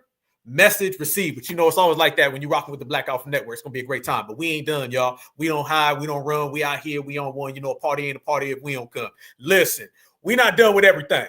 So we done G-checked all of the foundational African Americans. On, by the way, y'all not gonna last through that blacklist boycott. The blacklist boycott, the foundational Black American effect, and G-check and delineation season is gonna put an end to all of that. So all those shirts, peace out, goodbye. We won't see y'all no more, especially when this blacklist boycott gets you, especially when we drop about 1 million names on you and FBA run this. And then on top of that, we're going to come back and hit everybody with this one right here, fam. Newsflash for everybody out there. Foundational Black Americans in this generation that we call in the reparations generation, the foundational Black American Renaissance certified season. In this era, we don't beg, we don't praise, we don't Selma.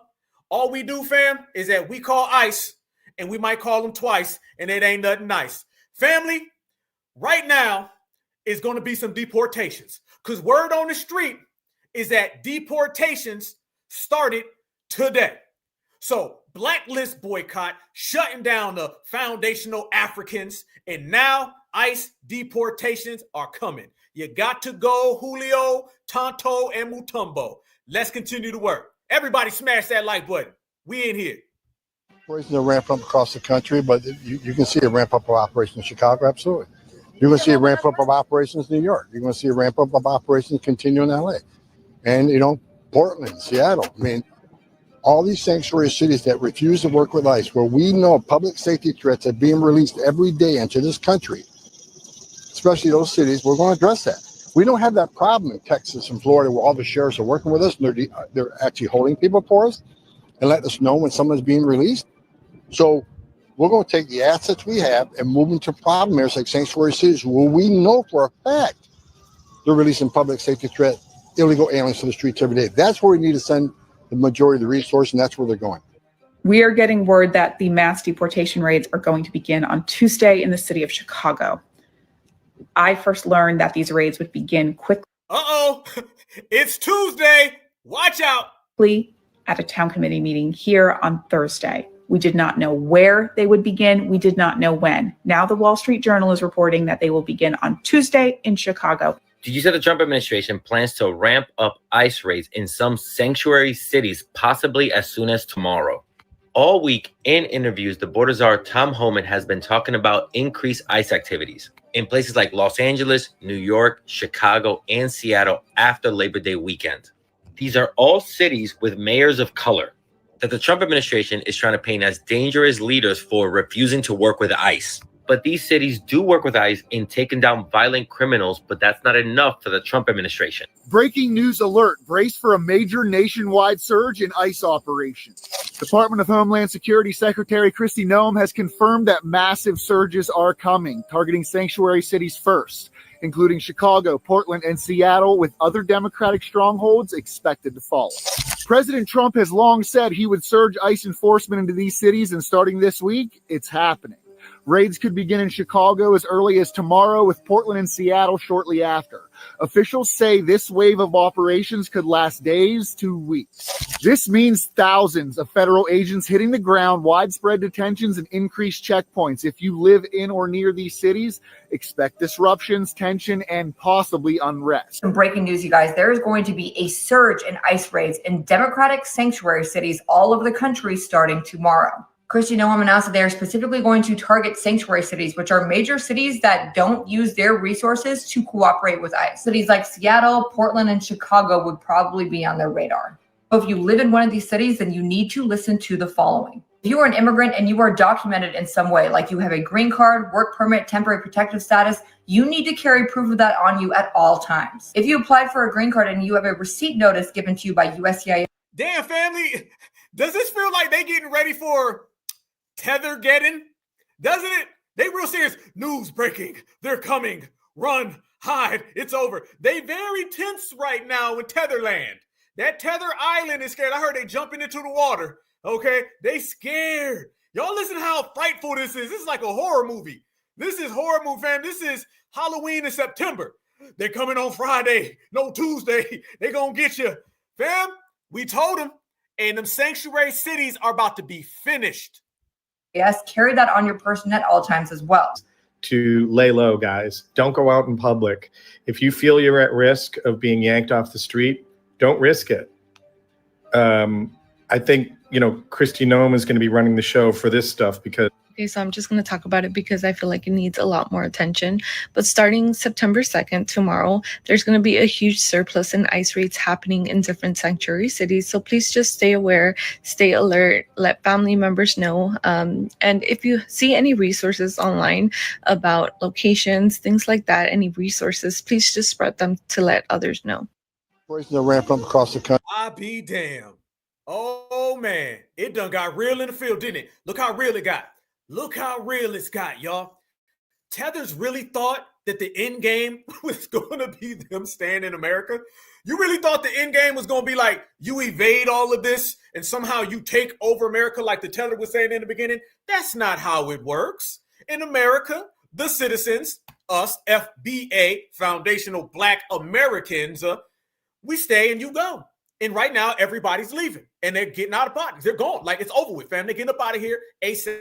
That quick. And if you notice, fam, they was real serious in that video. That video, they weren't playing. Y'all right. Tom Homan seems very happy right now. Tom Homan got this smile on his face because he understands all of that stuff is out the way. And they warned everybody. They said that they was going to come. They said they was going to get them. And fam, look at Julio. Fam, they snatching kids away from their legal parents. All right. All the videos where the kids would be crying, no, Julio, don't go. Daddy Juan, Daddy Ramirez. ICE is saying goodbye and snatching the kids up. Don't believe me? Let me show you. Watch this right here. This kid tries to hold on to his dad and get in between ICE, and it didn't turn out too nice. Watch this.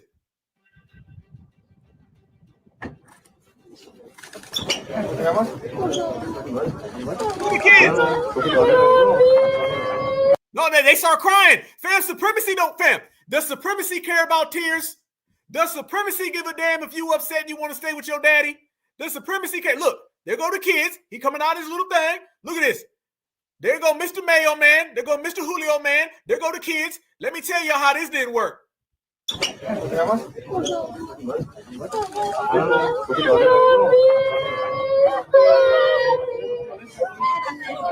holding on to his shirt.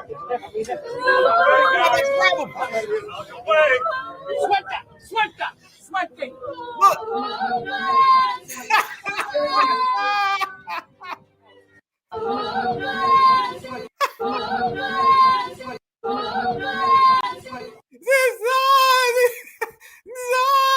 Slow motion time, y'all. You know how we do.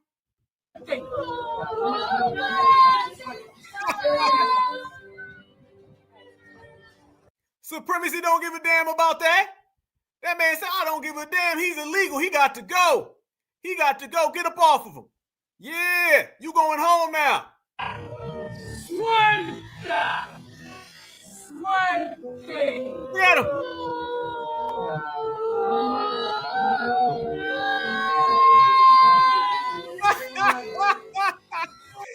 Yeah.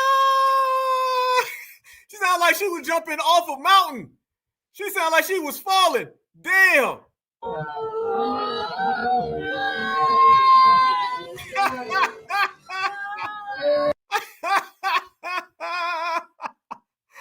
Damn. They ain't playing with you.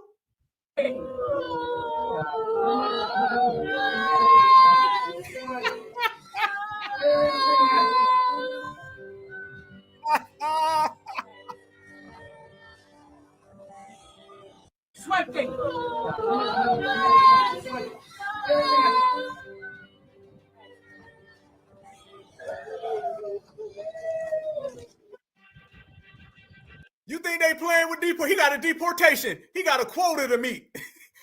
You think you're going to get in the way of his quota? You ain't getting in the way of the quota. Nah, you got to go to your homeland. That's what it is. A quota, you got to go to. That's what it is, with some Goya powder. So it's a wrap. You feel me? This is what we've been trying to tell these people. They not playing around with them. You about to go home.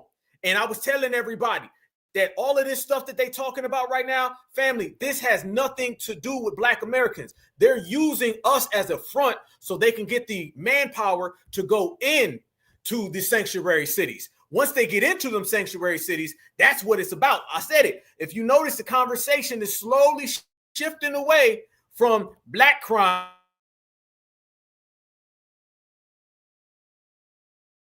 and it's slowly turning into illegals. Sanctuary cities are going to get raided, and everybody said it was going to happen right after Labor Day, which is today, and voila, these people are getting snatched up and they're going home. Fam, it is about to get real. I'm telling you, them videos of them people going home, man, we about to see some crazy stuff. The videos that are about to come out are going to be even crazier than the first videos.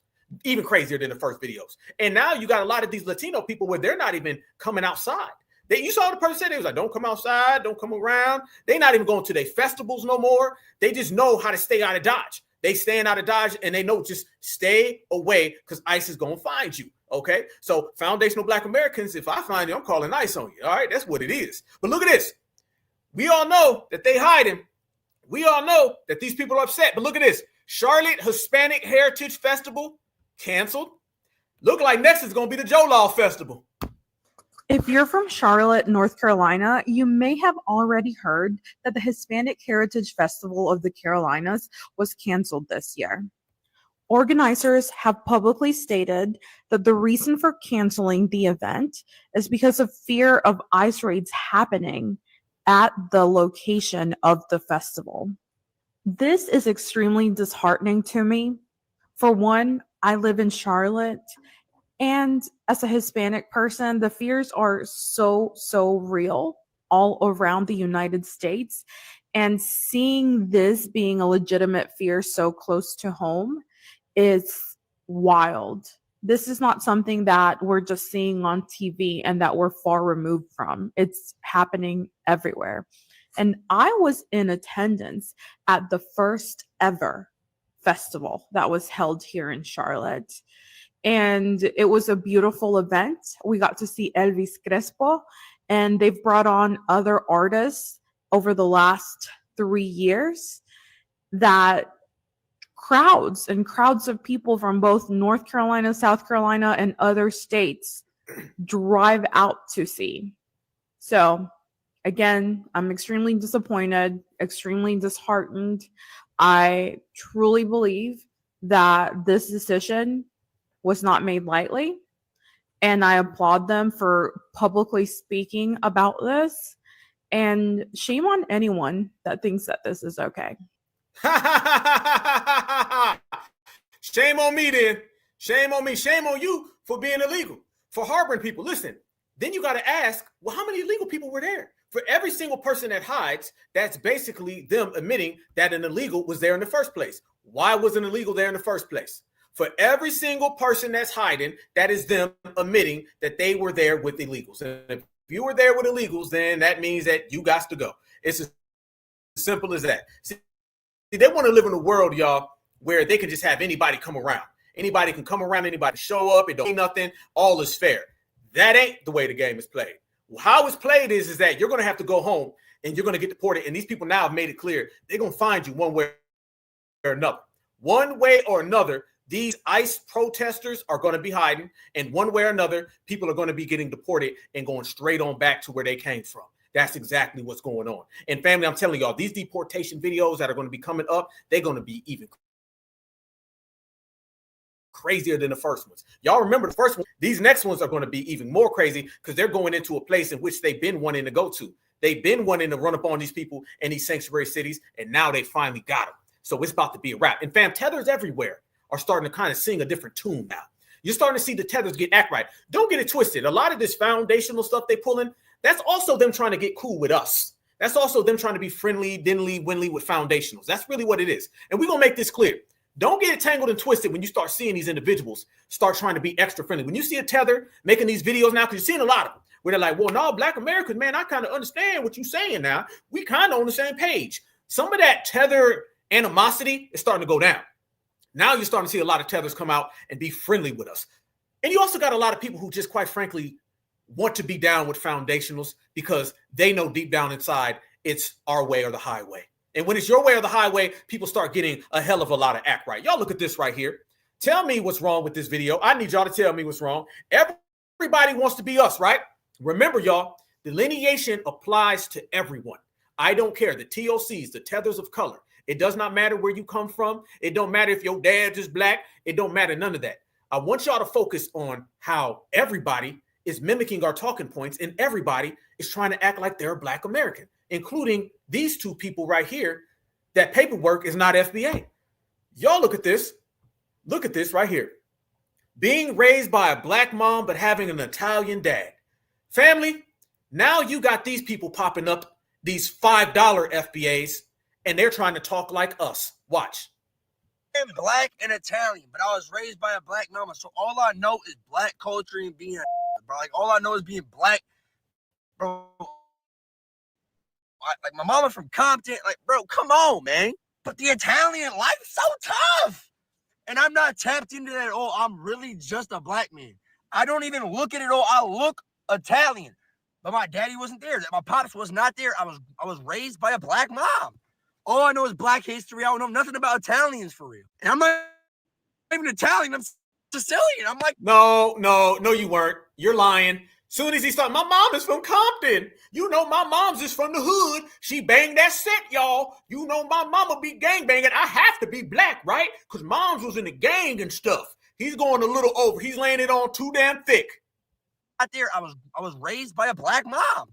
All I know is Black history. I don't know nothing about Italians for real. And I'm not even Italian. I'm Sicilian. I'm like the dirt of like, I'm the Black of the Italians. Like, they used to call them the Black whites, like the Negro. I don't know. But come on, man. But someone please explain to me. Like, I'm confused. Like, I walk up, I feel like a Black man. I am a Black man. But I don't look like that. I'm Italian.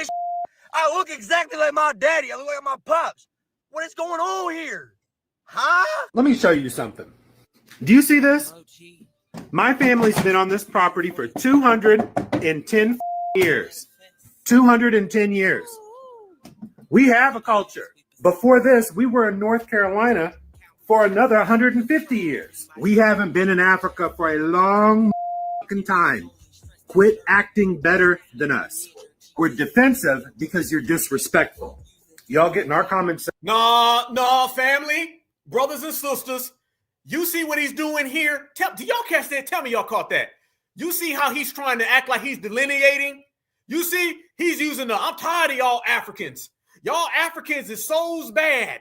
You see how he's trying to make it look like he's in delineation mode? I'm telling y'all, they watching everything we do and they trying to talk like us. And by the way, Tethers, you know there's more places than just North Carolina and South Carolina. That seems to be the new go-to place for the Tethers. Oh, man, South Carolina and North Carolina, them is the two places where I'm from now. Nah, fam. Now they're mimicking delineation. They mimic reparations. They start saying certified, foundational African. This man has been watching us delineate Africans from afar. He's been watching the way we've been handling Africans. So now he feels he's going to get some clout by pretending to be a Black person who's delineating. He's a delineation fraud. That's what he is. He's fraudulently acting like he's delineating right now. No, the hell you are not.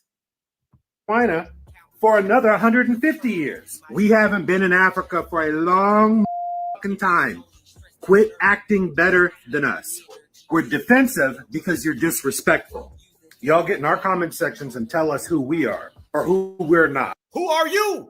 Who are you? And by the way, we're not defensive. Y'all notice every time someone speaks for us or speaks as if they're us, they always say something we don't do. They be like, the reason why we so mad, no, we're not. The reason why we so frustrated, no, we're not. Be cautious of all these people saying we. We're not defensive. We don't give a damn about no damn tether. What are we defensive for? We're the citizens here. I just showed you Tom Homan. They're going home. How are we defensive of the people who are sitting there literally eating ice like it's the first time they've ever had it, eating some other stuff I showed you on that video, and getting deported? FBA don't care about that. And don't hit us with no damn what we's doing. fake spokespeople. Before this, we were in North Carolina for another 150 years. We haven't been in Africa for a long time. Quit acting better than us. We're defensive because you're disrespectful. Y'all get in our comment sections and tell us who we are or who we're not, what color we are or what color we're not, whether we have culture or whether we don't have culture. You want to come over here and enjoy our money, enjoy our fan base, enjoy our resources, and then steal the that our people created and then take it back to Africa because it's cool. How about y'all just leave us the alone? I am black and Italian. Nah, bruh. No. Wholeheartedly reject all that. Man, we reject all of that. They don't get the hell up out of here with that one, fam. That was all flop. We don't believe none of that at all. You see that, fam? This is what we talking about. They sending out some real funny style people, y'all. And you seen the brother earlier saying there's people out there to discredit us. One of the main ways that they try to discredit us is have these fake people speak for us. Okay. Notice he just kept going, we. He's like, we feel this way. We feel that way. I could tell, first off, you don't talk to anybody. And I don't know if y'all remember. That dude right there is super Democrat. That dude's plugged in with a Aflini. Do y'all remember a couple of days ago when we broke down Aflini, ruined her career or whatever she thought she was, ruined her joke of a life? If y'all notice, that dude was the guy talking about running up on politicians in the name of Aflini. Yeah, he was all full-time caping for Aflini, saying we need to run up on people and hold her down. That is somebody who's a Democrat, who's trying to pretend like he's delineating. You got a bunch of these fake delineating Democrats. They ain't really on that life. They ain't really about nothing, okay? That's what that is right there, y'all. So understand, you're going to start seeing a gang of these people come out and start running that type of lie. In foundational Black Americans, we see through everything. But there's more, y'all. Watch this one right here. This is another FBA I apologize video. This is happening, and you're going to start seeing them talk, but then they'll start shifting their energy. Look at this. We not buying none of that. Watch this lady right here. She says, Black Americans are so wholesome. Fam, when they start off like that, they got something to sell you. They're trying to fool you. Watch her. It's going to start off good, but watch her hit a 360, family. Watch this. As a South Sudanese American, watching, chat, is anybody else thinking what I'm thinking? Look, listen, as a South Sudanese American, watching Black Americans' reactions to seeing other Black people in white countries is blurring my mind. Chat, listen, as a South Sudanese American, meaning I'm an immigrant, meaning I came from another country. When I'm not an immigrant, I'm a refugee. As a refugee, my people, just my people, as in my family, was scattered all over the world. We're in Canada, Australia, the UK. We're in Dublin, Ireland. We're in Iceland. We're everywhere, right? I've been new to this my whole life. Been new South Sudanese people everywhere because I got family everywhere. That's why I be traveling. I got family I can go stay with. Cool, right? When I went to Australia in 2013, and I only had an iPod back then. As soon as I landed, all my cousins and them were like, you got Black American friends? You got pictures with your Black American friends? Like, I can't believe you have Black American friends. And at the age of 14, that's when it clicked in my mind. Black Americans are only specific, obviously the Black Americans are only specific to the United States. There is no other country in the world that has Black people that essentially their ethnicity, their culture was wiped. What? Y'all caught that little backhanded, right? We're the only ones here, but our culture was wiped. You see that? So basically, she said we don't have a culture. Basically, she just said we don't have a culture, basically. Basically, fam, watch out for this, fam. There's going to be a lot of fake friends. Remember, FBA is the lottery ticket. And everybody who wins the lotto get a lot of third, fourth, fifth cousins that didn't exist yesterday. Watch what I'm saying now. Oh, we cooking, by the way. Everybody smash that like button, y'all. Oh, we here all night. I got a gang of more receipts. This is going to be a hell of an episode. Y'all smash that like button. We here and we got time today. Like, when Black Americans travel the world, people are like, oh, wow, you're a majestic creature. Whole time Black Americans are here in America looking at Black people in the diaspora of the world and are like, oh my God, like a Black Scottish, like I said, most oftentimes those Black people in those countries, their families, whether they're 3-4 generations deep into that country, they came from Africa or the Caribbeans. Black Americans, they're only found in America. Like, wake it up, wake up, bro. It's not clicking, Steven. What's not clicking? The culture, like y'all know y'all are the culture. Like y'all have pride in the fact that y'all are the world, the global culture, and y'all know that. But I don't think you've accepted that. What? Y'all say I told y'all she was gonna go left. I told y'all she was gonna go left. What you mean we ain't accepted it? Y'all caught that, right? Is she trying to like lecture us and tell us to get our act together? Where are you going with this here, Miss Joloff? I don't know where you're heading with this one. It sounds like now you're trying to say that we don't know who we are. Why? Because you want to be us? The global culture, and y'all know that. But I don't think you've accepted that. Like, if you've watched the Matrix, they tell him he's a chosen one, but only until he accepts that he's a chosen one and believes he's a chosen one will he activate his powers. Like, bruh, we've been waiting for y'all to activate. Come on, it's time to activate Black Americans. Like, I'm telling you, I swear to God, all the people in those other countries watching you tell guys. me something I don't know. You're waiting for us to activate? What you mean? Hello, fam, this is how you know she's lying. If you really know Black Americans so damn much, then you would know that we been did that. We ain't never not did that. What are you talking about? You trying to say that we need to stand up and be proud? We need to get it going? Absolutely. She gaslighting all damn day. All day. Sound like she want us to include her. This is what this is about. She talking about the Matrix. He never understood who he was until he accepted it.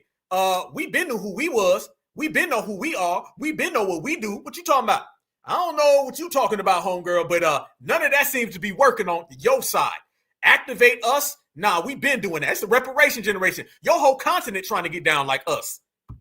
Cover them. They're like, oh my God, like Black Americans are acknowledging us. They see us. It's not the other way around. It's not y'all found cousin. Like, hey, cousin, we found y'all. No. We know that. They're just like baffled that you acknowledge them. They're like the little sibling that is like, oh my God, I can finally hang out with the big sisters. As a South Sudanese American living in Black America, this is what I see. She don't see nothing if she think that we just getting hip to the game. Fam, they so damn lost. I'm telling y'all, people coming at us from all these different angles and all these different ways and stuff. It's all to try to infiltrate what we got popping. You know what I'm saying? We've been knew this. She trying to tell us stuff that we already know. She trying to put us on game about ourselves. We know that. You know that. Your people know that. Everybody knows that these people are just carbon copies of foundational Black Americans. Ain't nothing to need to be activated. I'll be honest with you. Black Americans, even when they were off code, was still more on code than Africans. I'm just being real.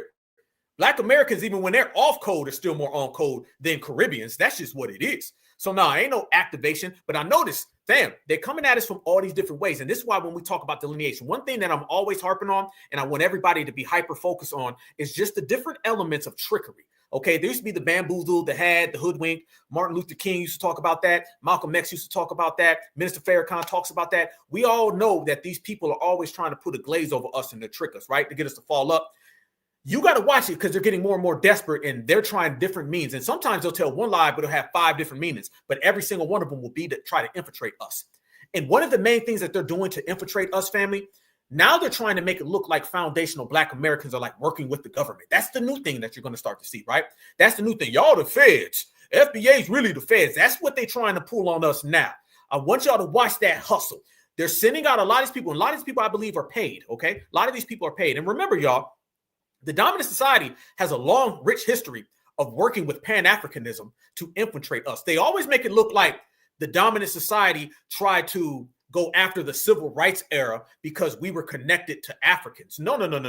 They went to a lot of those Africans to undercut the civil rights era. Do you know a lot of those people who were quote unquote Black Panthers, they weren't even Americans. A lot of those people were low-key undercover Pan-African agents. Do you know that?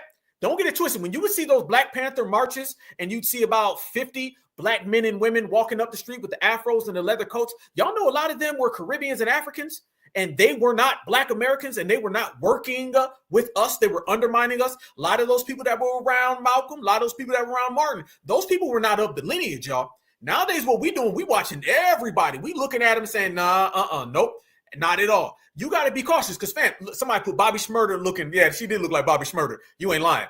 But think about Bobby Shmurda for a minute, or Busta Rhymes. The same way these people will be intertwined with Black American hip hop, it's the same way that they always would intertwine with Black American civil rights activism. They would always throw in all these different tellers. The dominant society knows how to do that.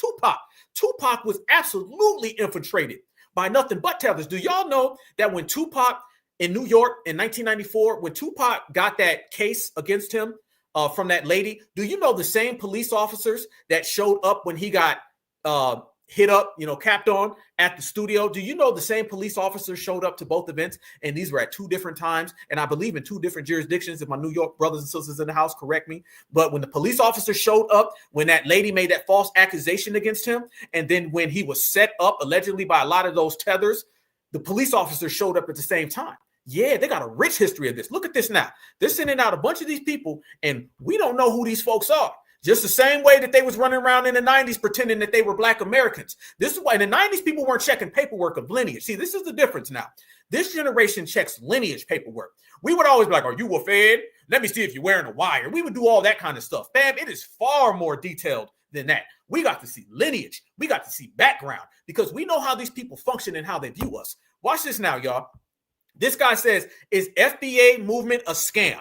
There's this new wave now where these people are really, I believe these people are feds trying to make it look like we're feds. This is the backdoor way. The same way that these folks are Africans trying to make it look like we're Africans. It's the same way. It's always something other than who we really are. Watch this.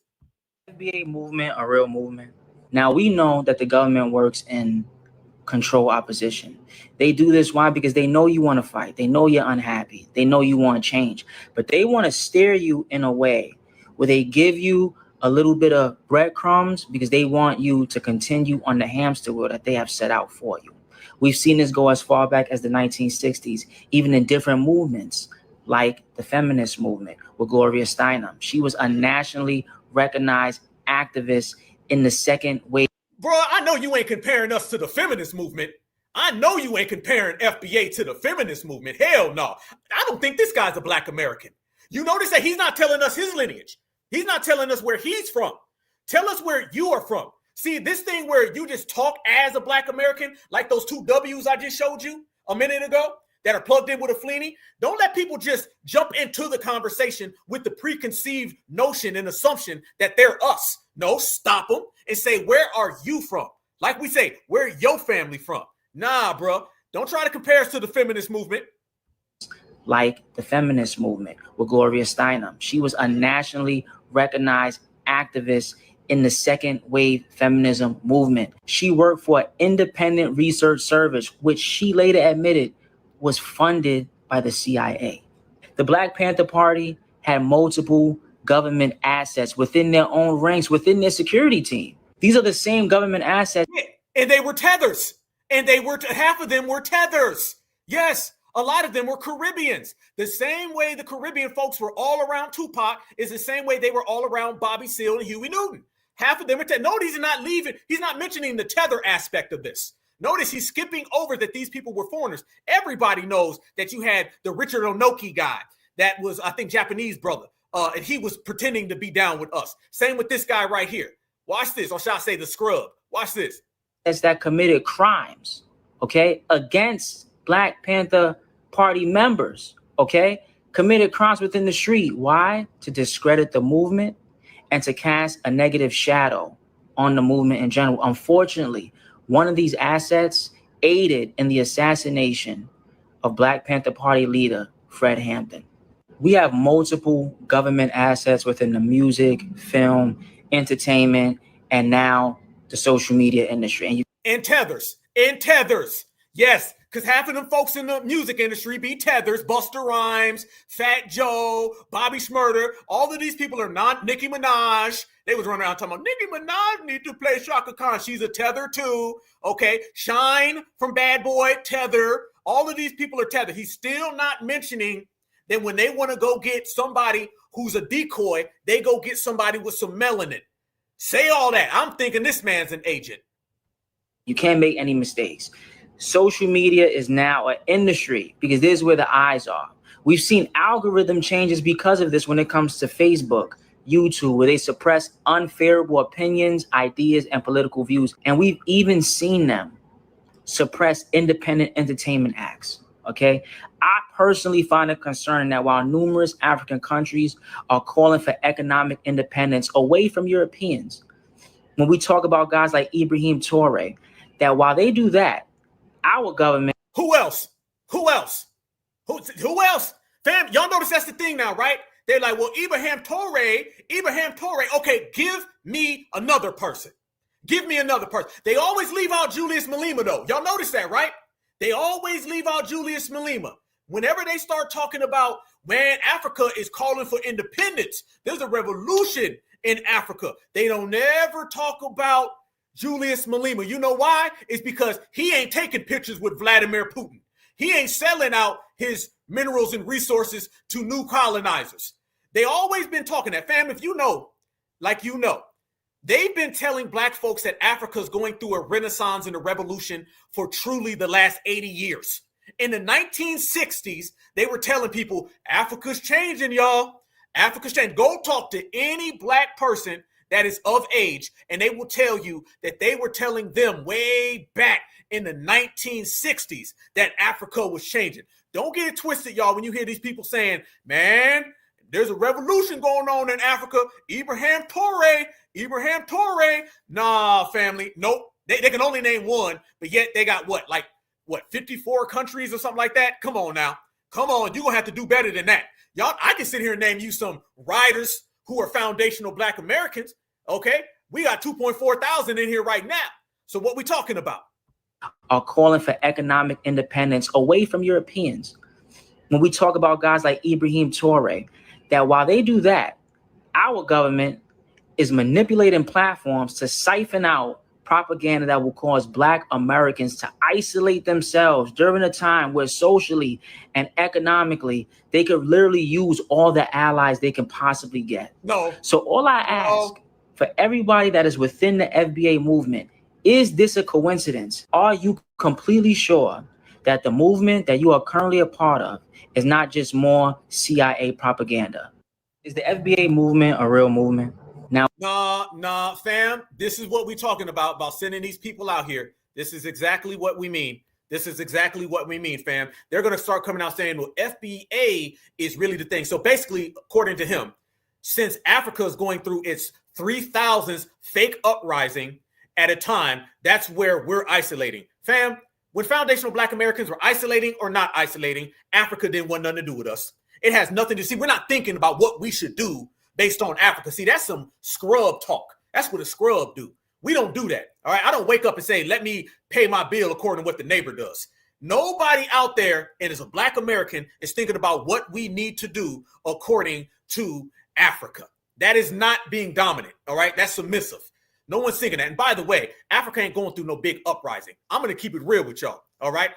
I'm going to be all the way 100. As a matter of fact, I got some receipts I'm going to show y'all here in a second about Africa. How many of y'all seen the new Bad Boys movie? The most recent one, shall I say, the one that came out about a year and a half ago. Martin Lawrence, Will Smith. It's a damn good movie, by the way. I think it was like the second best one.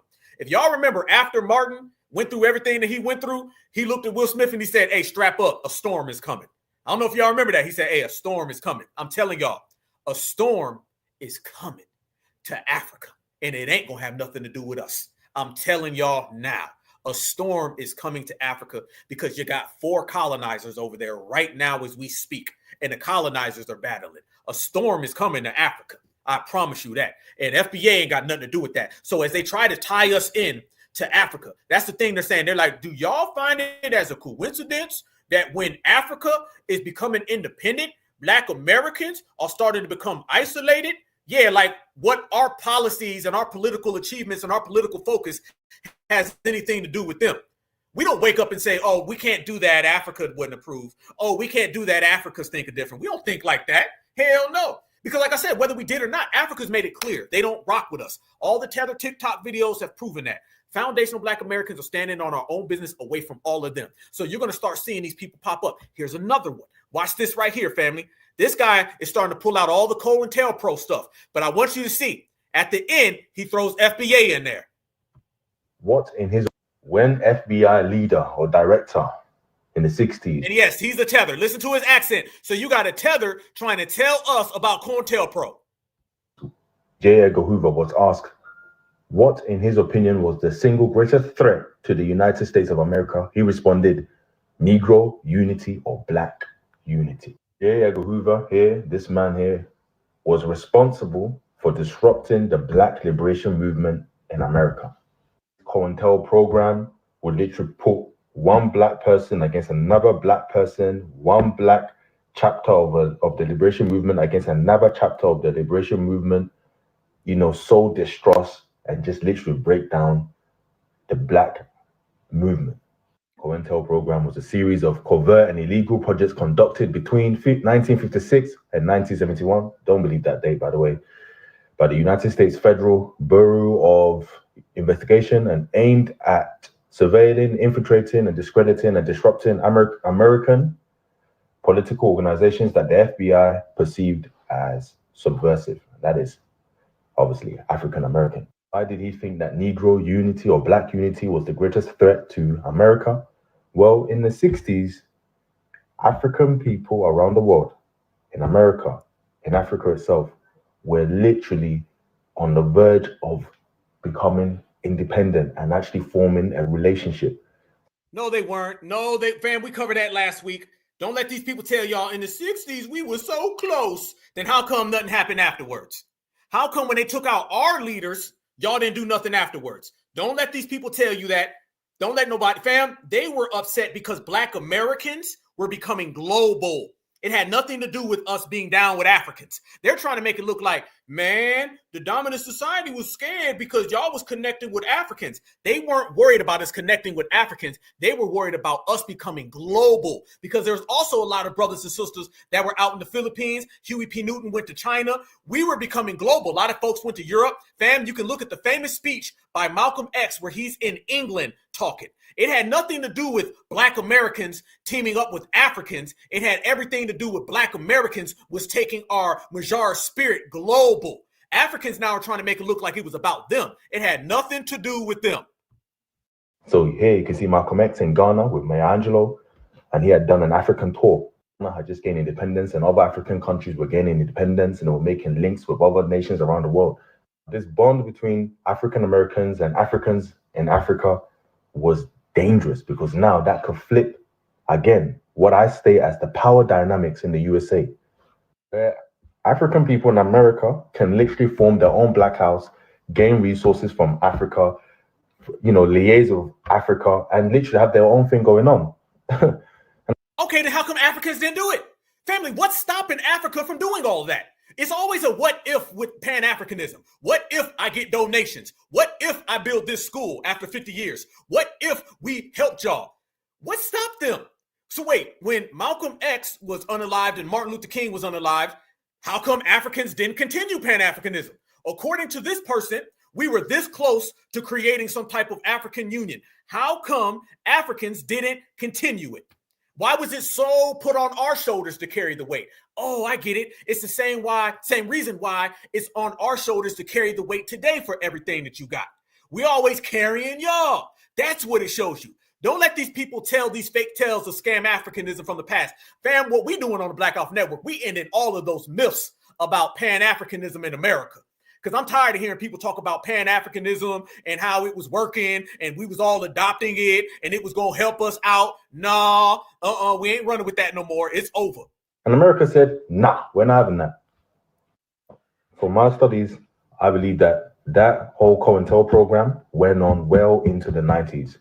Trust me, some of the methods that they used were dark. For instance, the splitting up of the Black family unit, pushing drugs into neighborhoods. The reason why Africa is the way it is because obviously, you know, the CIA did what they did and the FBI did what they did in America. And then the Black world just went to... Wait a minute. So Africa is where they are now because of the CIA in America? So wait a minute. The CIA and the FBI in America messed up Africa. That literally doesn't make any sense. That is on the other side of the planet. How on the other side of the planet? So basically you're saying you needed us. So he's low-key like blaming us for why Africa's down bad. Technically, Is he basically saying like, well, if it wasn't for that, then we'd be all bad? And by the way, I thought they told us that the civil rights era worked.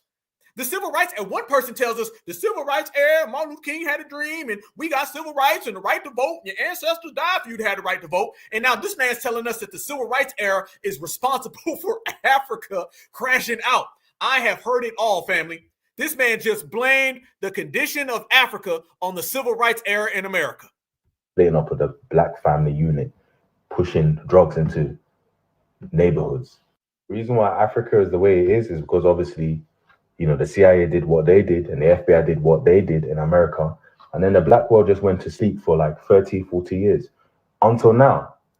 Recently, you know, there was unity among African Americans and continental Africans. And then suddenly out of nowhere, FBA come about and now there's just war. They call it Diaspora war. There you go. You knew it was coming. You knew it. Man, I told y'all, what I tell y'all? I said everything they do got something to do with FBA. They can make an hour-long video about that 58th minute. They gonna say, well, FBA did it.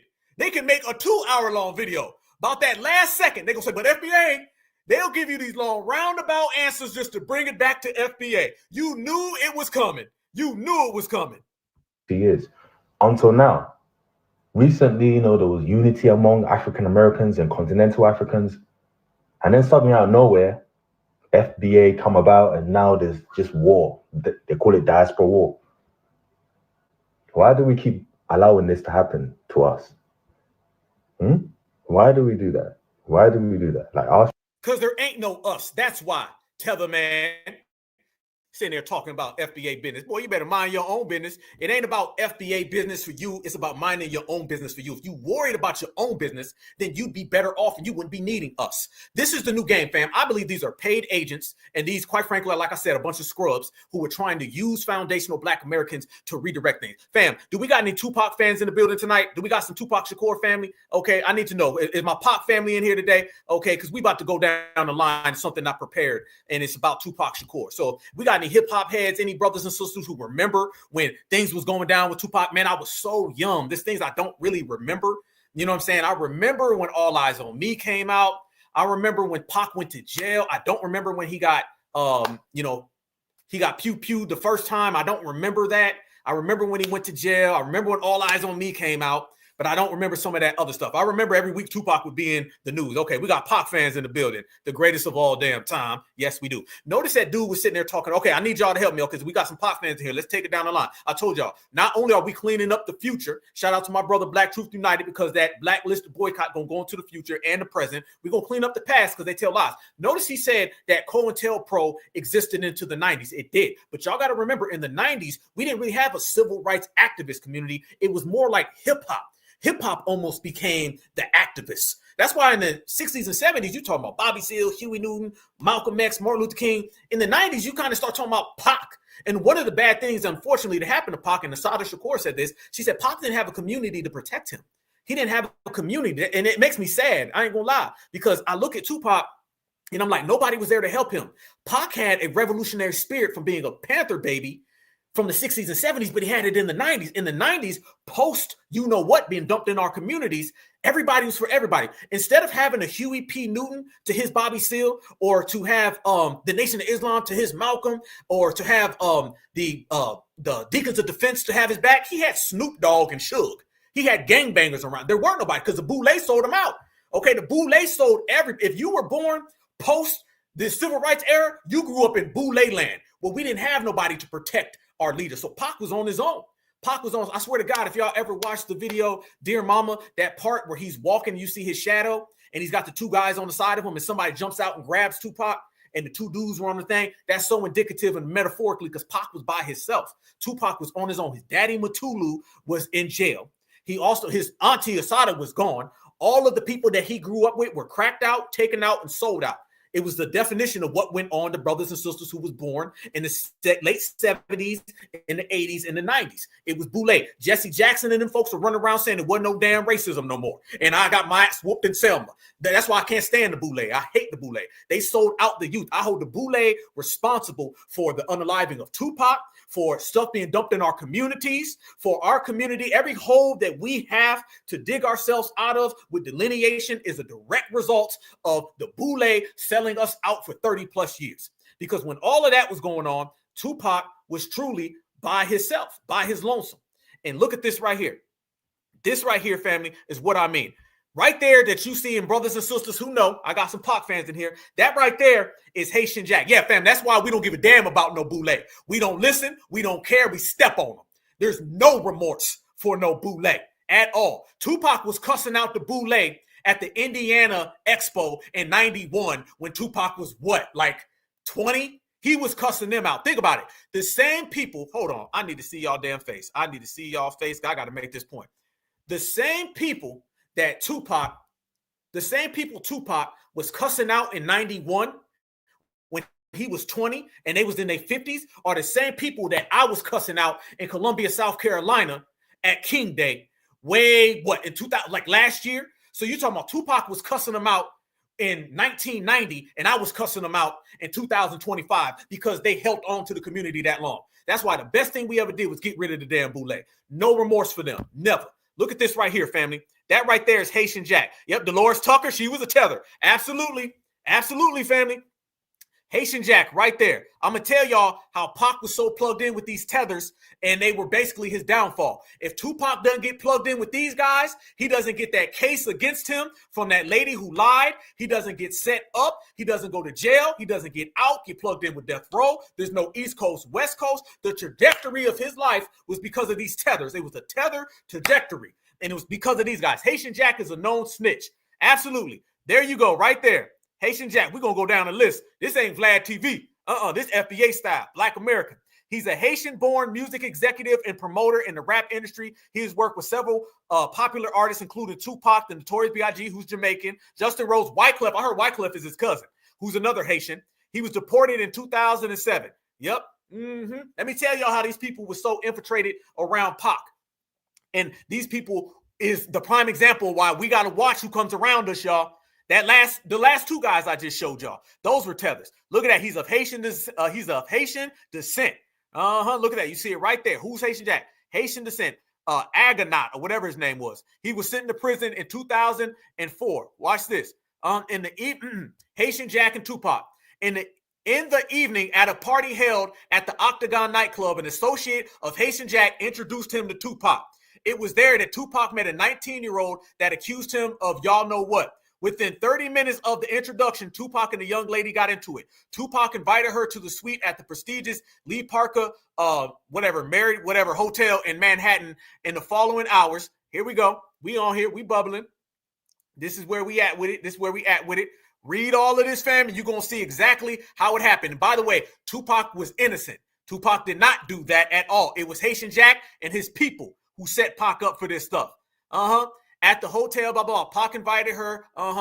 Jackson went to Tupac's apartment 4 days later to find him, Haitian Jack, Charles Man Fuller, Tupac's tour manager, and another man were already there. Hours later, Shakur, Haitian Jack, and others were accused of rape with this woman. So look, Pac brings her to the hotel. A few hours later, all of these tethers that were around that they introduced Tupac to ended up making this false accusation, and I believe that he was plugged in with her.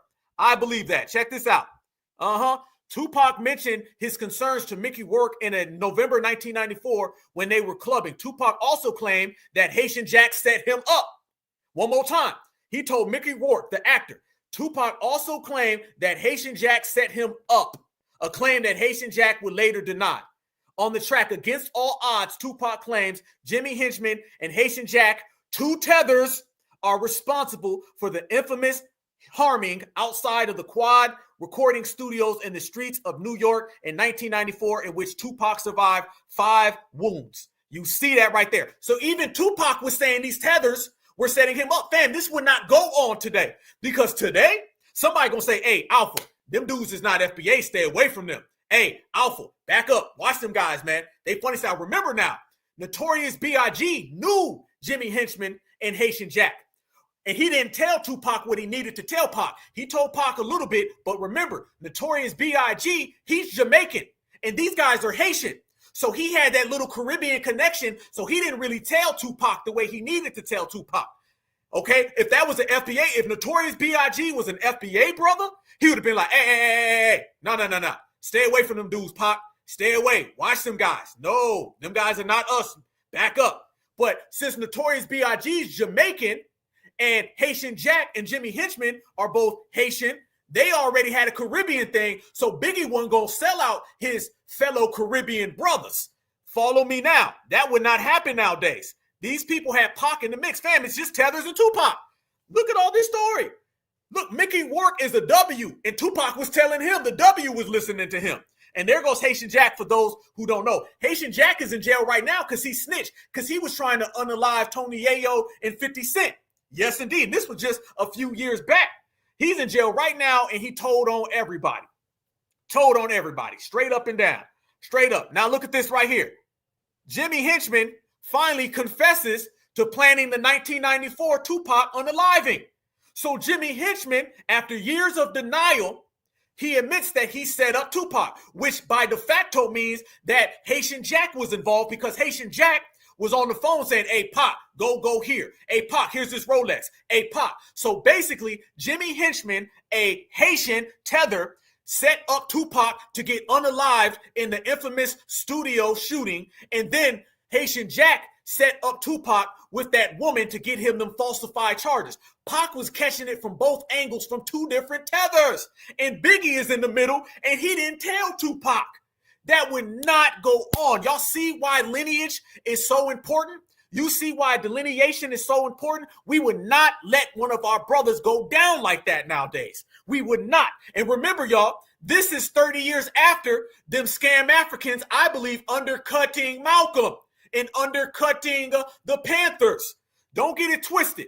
Them folks trying to make it look like Pan-Africanism was connected to us. No, it wasn't. Pan-Africanism has a long history of being the decoys working with the feds. They don't work against the feds. They work for the feds against us.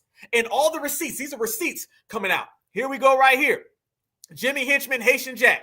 There you go. Y'all see them together? Jimmy Henchman and Haitian Jack. Yes, indeed. And in the song, Against All Odds on Machiavelli, he accuses, Tupac does, Jimmy Henchman and Haitian Jack of setting up the infamous 1994 pew-pewing at the Quad Studios in New York, in which Pac survived. The lyrics imply that the two men had a role in orchestrating the attack, which left Tupac with a lifelong injury. But despite the accusation, no concrete evidence has ever been presented to support it until that right there where Jimmy Henchman admitted it. So he says there's no evidence, and then voila. And by the way, look at that. October 8th, 2014 is when Jimmy Henchman admitted and confessed to setting up Tupac. That happened in 1994. 1994, 2014, he waited all that time to ever say anything about what he did to Tupac.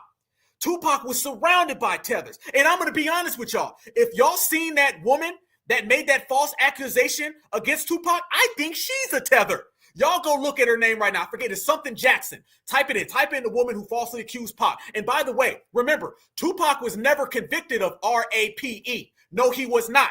Tupac was convicted of being in the presence and in the area surrounded by all those other tethers. But the news didn't tell you that. The news told you that Tupac physically assaulted this woman directly. No, that did not happen. Any interaction Tupac had with her was at the club. When she came back to the hotel, she was in the room with Pac and all of Haitian Jack's friends. They're the ones who assaulted her. That's why in the movie, if you remember, Tupac wakes up to her screaming. Tupac woke up to her upset. And just like anybody, she blamed Pac. And all of those tethers, they walked away scot-free and everything went down on Pac and truly changed the trajectory of his life. And this is why a lot of people feel Tupac transitioned into Machiavelli, because these tethers set him up to get harmed and shot. Then he got this false accusation when Pac was making songs like Keep Your Head Up. Somehow the media portrayed Pac to be a black woman hater. And if you guys ever go look, there's footage of black women in New York, and they was like, Pac didn't do that. And they're all black American women. None of them have any accents. All the black American women were standing next to Tupac. All of the non-black American women, as well as the W women, were saying how bad Tupac really was. And that is not true. We're going to clear our brother's name. Hell yeah, we are. And there you go. Jimmy Henchman and Haitian Jack. And look at this. Leak phone call exposes hidden drama between them. So they did what Tethers always do. They started beefing. Shout out to Muta, certified salute Muta, Napoleon from the great group, The Outlaws. He approached Haitian Jack, him and his brothers, approached him in Las Vegas, and he asked him, he said, hey, did you have anything to do? It might have been Jimmy Henchman. He approached one of them in Las Vegas, and he said, did you have anything to do with Tupac? And he said, no, I didn't. I didn't have anything. If I got any Pac fans, let me know. Did Muta approach Haitian Jack, or was it Jimmy Henchman? I think it was Haitian Jack. But Muta from New Jersey, from the Outlaws, him and his brothers ran into Haitian Jack in Las Vegas not that long ago, a couple years ago, and they approached him, and he was like, hey, do you have, or did you have anything to do with Tupac? And Haitian Jack said, no, I didn't. And you come to find out that they did. And by the way, this man is a Muslim, so he lied to another Muslim because Muta is a Muslim. So he was willing to throw Islamic under the bus so he could still maintain that lie. There you go. And yes, Shine is the tether too. Absolutely. Yes, indeed. And you can see these people. And now let's go to the song Against All Odds. Tupac Shakur. He said, I heard he was light-skinned and stocky with a Haitian accent. Jewelry, fast cars, so you know he's flashing. Listen while I take you back and lace this rap. A real live tale about a snitch named Haitian Jack. Knew he was working with the feds. Same crime, different trials. NIGGA, picture what he said. And did I mention, promise to pay him back, Jimmy Henchman, in due time. Pac put on the record that these individuals were working with the feds. Shout out to Daz Dillinger from the Dog Pound. Daz Dillinger from the Dog Pound said he's seen the black and white paperwork on Haitian Jack. 50 Cent said he's seen the paperwork on Jimmy Henchman for a whole different case when he was feuding with them. So Tupac was surrounded by tethers left and right, y'all. And this truly set his life. These are Pac's words right here.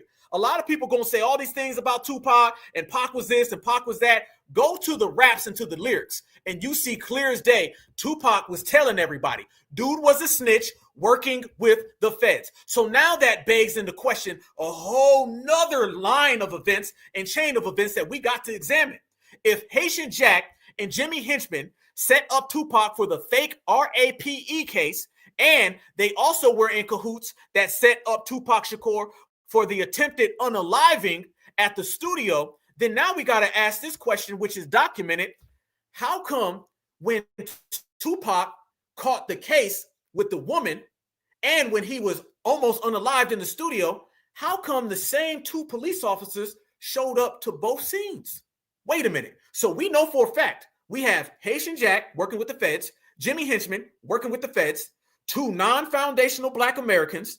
They both set up Tupac for two different crimes. As soon as they set up Tupac for two different crimes, next thing you know, the two different police officers or the two same police officers go to two different scenes at two different occasions.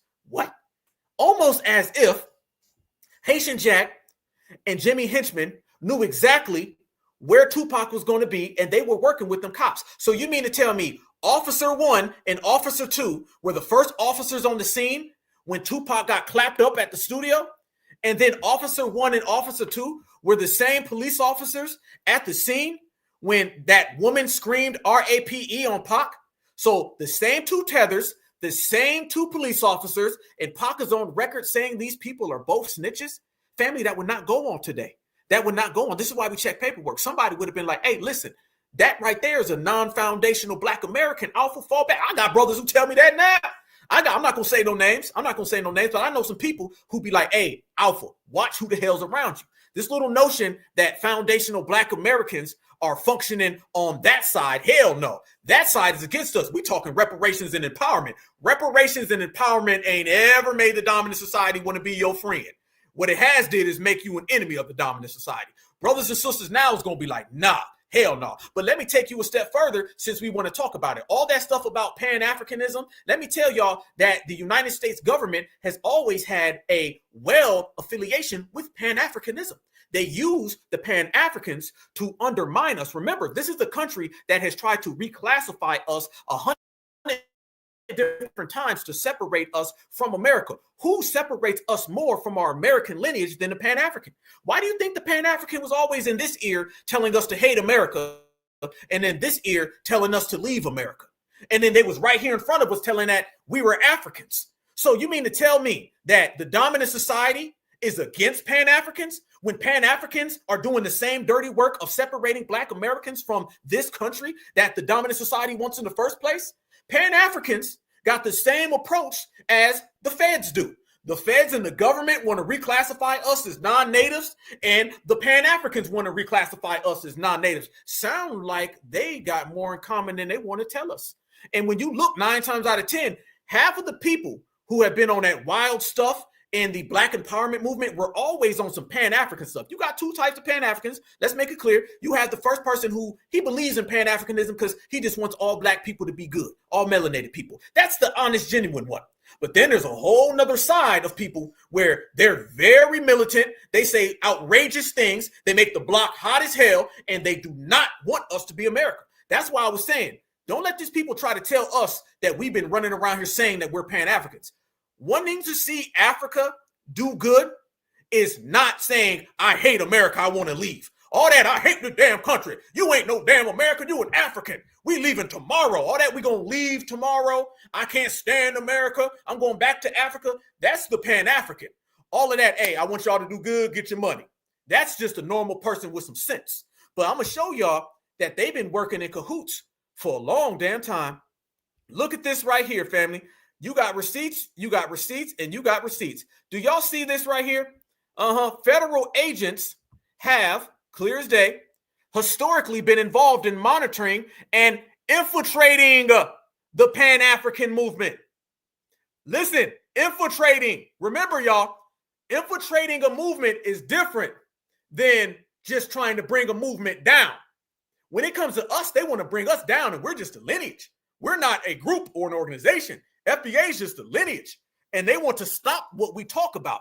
Infiltrating 9 times out of 10 means you got some people on payroll. But look at this. Federal agents have historically been involved in monitoring and infiltrating the Pan-African movement.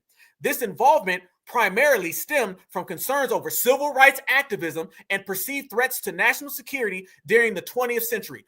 Tie into what I said earlier, fam. Did I not say that? They weren't afraid of civil rights era connecting with Africans. They were afraid that the civil rights leaders and icons and pillars were becoming too global. See, the Pan-Africans are going to run around here and they're going to try to make it look like we were going to connect with Africa. It wasn't us connecting with Africa that made the dominant society so afraid. It was us connecting with the world. Because as the Black American in the 60s and 70s was going to Africa and connecting with them, they were also going to Asia and connecting with them as well. The Black Panther Party actually volunteered troops to go over and help the Vietnamese. I wouldn't have did that, but that's what their policy was at that time. They were into Marxism. Huey P. Newton broke all this down. There's pictures of Huey Newton going to Asia. They didn't like the civil rights people becoming global. That's what it was. When Malcolm said he's going to the United Nations, he's talking about the United Nations. When Dr. Martin Luther King started talking about the United Nations, this is when he became a bad guy. Don't let people tell you Martin Luther King became bad when he wanted to connect with white folks. No, they didn't like Martin Luther King when he started talking like Malcolm and saying, hey, I'm going to go to United Nations as well. It wasn't about I'm going to go to Africa. You know why, family? Because 9 times out of 10, half of those African people, they were already plugged in with the dominant society anyway. Do you know how much infiltration of African leaders was going on in Africa anyway? Half of the African leaders were already under the ties of the dominant society. There was no riders over there. There's 3 or 4 riders. And y'all know every time there's a rider, what happens? Every time there's a rider, you see these individuals fall back and go after the riders. So you can see a elongated history of these individuals working with the dominant society. So Pan-Africanism has always been used as a tool and as a mechanism to go against Black Americans. And let's make this clear. Somebody's going to say, you wouldn't get Pan-African. Like I said, you got people who genuinely are on some Pan-African stuff in a sincere way. But then there's a hell of a lot of extremists. And those people have always been tapped in. Look at this one right here. Impact on the movement. Surveillance and infiltration created a climate of distrust within the movement, affecting collaboration and communication among activists. Family, doesn't that sound like what happened with Tupac? Tupac was under surveillance since he was a baby. He was a Panther baby.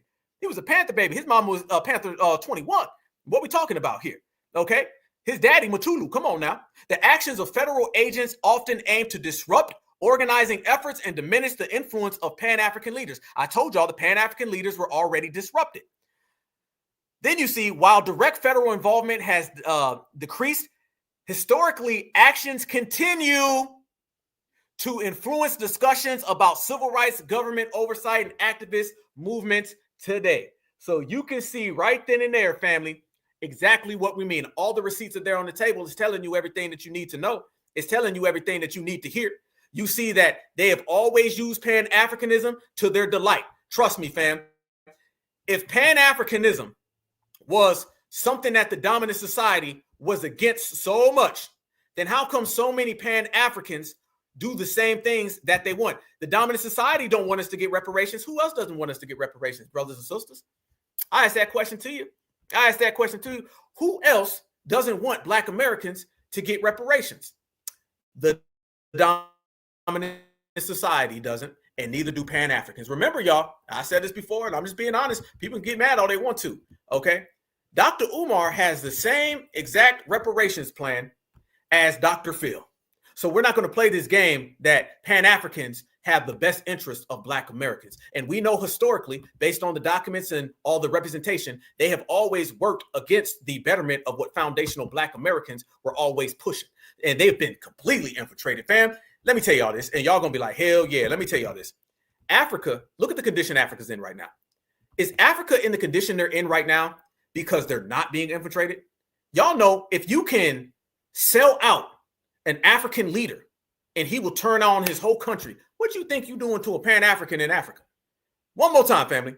If an African leader will sell out his whole continent for some rubies and then go live in England, what the hell do you think would happen to the same person who's a Pan-African? A Pan-African is very easy to sell out, fam. Easy. And like I told y'all before, they've always had this very predatory thing that they've been running on Black Americans. They've always been very predatory with the way that they treat us. So you got to remember, if they can get this dictator or prime minister to sell out all of, look at Rwanda and Uganda right now, fam. They can get the president of Uganda and Rwanda to sell out their whole homeland. Look at Ibrahim Traoré. Y'all know how Burkina Faso, y'all know how surrounded they are.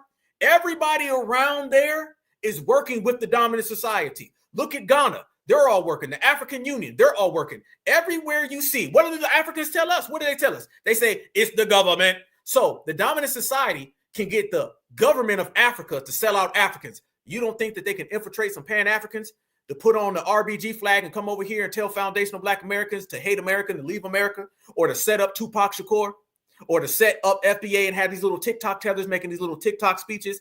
Damn right they can. Damn right they can. It's easy, fam. It doesn't take much to sell out Africans. All you got to do is come on over there with some white skin, perhaps a little bit of Jollof, and then show them a poster of Becky, and they'll sell out the whole goddamn continent. It has historically been proven and historically been done. So shout out to Tupac Shakur, y'all, because our brother was surrounded by a lot of tethers. And what we're supposed to do and what we do is that we're supposed to hold our brother down. Okay, there's a lot of brothers and sisters that were falsely accused back in the day. They're not going to throw dirt on Pac, on Malcolm, on Martin, on Huey, on Bobby. No. We're going to represent to the fullest. Pac was innocent and he was surrounded by tethers. And that's what created what a lot of people believe ended up being Pac going down. But with that said, Pac was always up because he shined brighter than the sun. So shout out to Tupac. Let me show y'all this as well. This brother makes a good point. Because this brother's like, hey, hold on now. Don't the tethers say the same exact thing that the dominant society says? I be damned. Ain't that what we say, family? Are they not doing and saying the same thing? Watch this. And you can tell Africans and white people have always had a partnership in our genocide just by the things that they post. The moment Negroes start to disassociate ourselves from Africans is the moment you can see Africans and white people's similarities when it comes to racism. Tell me that ain't something that a white person would post. And what is this post really saying? It's saying Black women have big lips, fake hair, because that's not fro-like, that's not kinky. And in their brain, all we have are things that are degeneracy. It's like straight out of the white slavery gaslighting handbook. They are so upset that we are waking up and we are realizing that we are not them. They loved us when we were asleep, boys. And you can tell Africans and white people have always had a partnership in our genocide just by the... Always had a partnership. Always had a partnership, fam. It's time we start documenting the history of Africans and Europeaners, family. It's time we start documenting the history of how they've always been fam. Nobody's been a collaborator with supremacy more than an African. When we were over here as indigenous people minding our own business, they were over there collaborating with the dominant society. They also collaborated with the Arab, fam. Nobody's been more of a collaborator. And they don't like the fact that we've been really highlighting their history. And I like how this brother said, they've always been partners. Africa and the Europeaners have had just as many partnerships as they've had anything. Let me tell y'all, hold on, let this brother cook real quick, hold on. The things that they post. The moment Negroes start to disassociate ourselves from Africans is the moment you can see Africans and white people's similarities when it comes to racism. Good point. Soon as we start to separate is when you start hearing all that crazy stuff, fam. Africans really didn't say much. They were quiet. They just came over here and they worked harder, nigga. That was what they told us, right? That's what they were doing over there. Now, soon as we start talking reparations, you start hearing that dominant society come out. That slave trader starts popping out at the pores, y'all. Soon as we start to separate, everything was all good. You didn't have no scam African problems, no diaspora problems. There was no tethers popping up. Everybody was quiet. But soon as we started to delineate, when it was delineation time, then you see the true African, and it sounds just like the dominant society. Tell me that ain't something that a white person would post. And what is this post really saying? It's saying, look at that, fam. And remember, a W didn't make. If I told you right now that Jethro Billy Bob posted that, you would think that was Jethro Billy Bob, right? Guess who? It was an African. The same way I played you that tether scrub earlier who said we didn't have a culture. Yeah, when he didn't have any hair. Remember, he said hip hop degeneracy. That sounds just like Jethro and Billy Bob as well. Black women have big lips, fake hair, because that's not fro-like, that's not kinky. And in their brain, all we have are things that are degeneracy. That's like straight out of the white slavery gaslighting handbook. You damn right it is. You damn right. And they don't like the fact that we see it, we identify it, we watch it, we observe it, and we know exactly where it's coming from, fam. And notice that they'll start saying things about our hair. They'll start saying things. On 1 minute, we all look alike. And then in the next minute, they out there talking about our physical features. What? The physical features that y'all say? Fam, I'm going to make this clear. The diaspora's lost. If there was ever a time to not have anything to do with the diaspora, it's right now. We need to stay far away from it, fam. It's just not going to work for us. It's just not going to work for foundational Black Americans, fam. I'm telling y'all, a storm is coming to Africa. A storm is coming. I'm telling you, there's too much stuff going on over there right now for there not to be a storm. Y'all look at this right here, fam. Look at this. There's a storm also over there, and it's a storm called cake soap. Yeah, y'all didn't think I was going to get to this one right here. Y'all thought I was going to leave this one on the table. You want to talk about foundational Black Americans? Oh, heck no. Look at them over there, family, and look how they out there loving their skin whitening. We call that cake soap. Great. My skin whitening journey. Reason why? It's because it's the best decision I made in my life. And guess what? I will never regret my skin whitening journey. Reason why? It's because it's the best decision I made in my life. And guess what?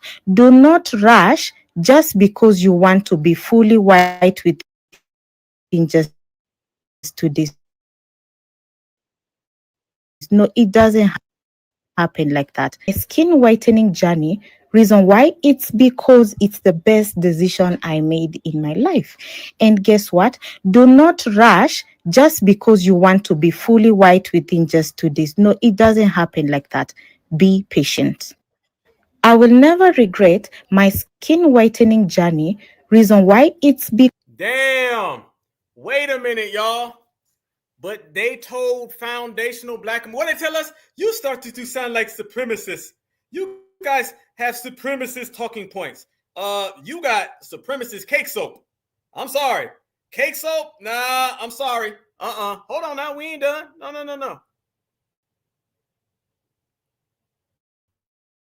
Kuna wakati una feel like hautaki kupaka mafuta ama unasikia umechoka.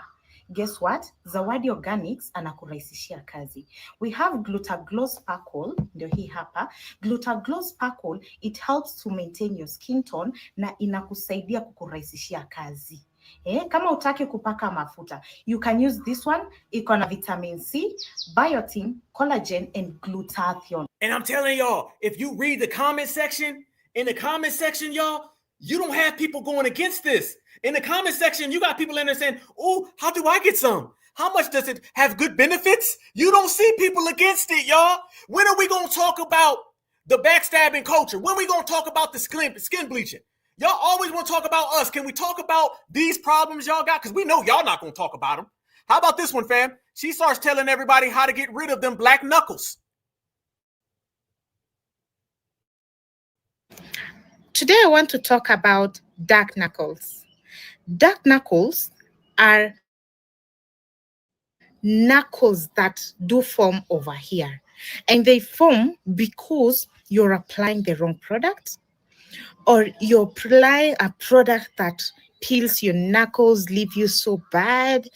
And let me tell you something, you can clear them by using the correct products. I have 2 products that can help you clear. You can use knuckle cream and Oshapapa soap, or knuckle cream and Molato.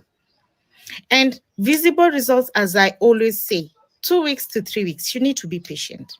For the impatient people, please don't even dare. Don't even. She said she gonna get them knuckles white. She got that cake soap for the knuckles. If you want those knuckles, yeah, duck knuckles. Somebody said duck knuckles. You want those duck knuckles, those knuckle ducks. All you have to do is do. You know why they say that, fam? Because people was like, y'all know when someone's bleaching, you could tell because the knuckles stay dark. Now she got a little way around that now. She's like, I got the experiment. I went into the jungles and found this mineral that will turn those knuckles a different color. It's a knuckle changer, game changer, rearranger. Yeah. Leave me alone. But if you're patient enough, WhatsApp me and I'll give you the best knuckle cream ever. Today, I want to talk about dark knuckles. Dark knuckles are knuckles. Dark knuckles are a you problem. How about that? Fam, let me ask y'all a question. I mean, I got to really talk to y'all right now because there's some serious things that need to get spoke of. Are we dealing with people who have a dark knuckle problem? You really? Fam, this is who's talking about FBA. You're not qualified to talk about FBA. You're not strong enough to talk about FBA. You're not certified enough to talk about FBA. You got too much cake soap on your knuckles to talk about FBA. When you get your knuckles situated, then maybe we can talk. But until then, no, we cannot talk. All right. I don't listen to people who have dark knuckle problems. I like my dark knuckles. My dark knuckles are good. I count a lot of money with these. You know what I'm saying? I put my boxing gloves on and I use these dark knuckles. You know, you got to be some type of special tether if you are afraid of your dark knuckles now. You know what I'm saying? Maybe you need to go ahead and get your knuckles together, get your knuckles in order. You know what I'm saying? Knuck if you buck.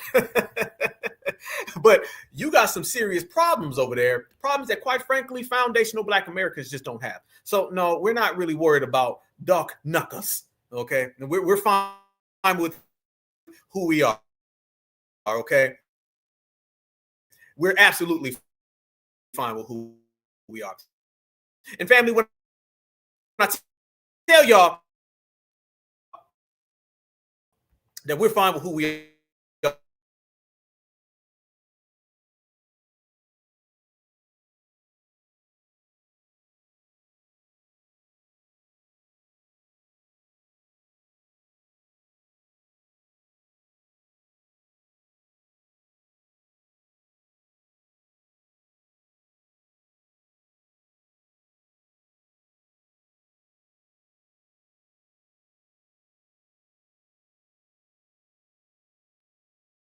no coming back. Ain't no coming back at all. Look at this right here. This is what I mean when I say these people are out of their braids. Check this out right here. Is this a foundational or non-foundational flea and tether? Look what happens when Ken shows up to a Nigerian village. Do they treat Ken like he's Jesus? Is this Jesus Ken? Y'all tell me.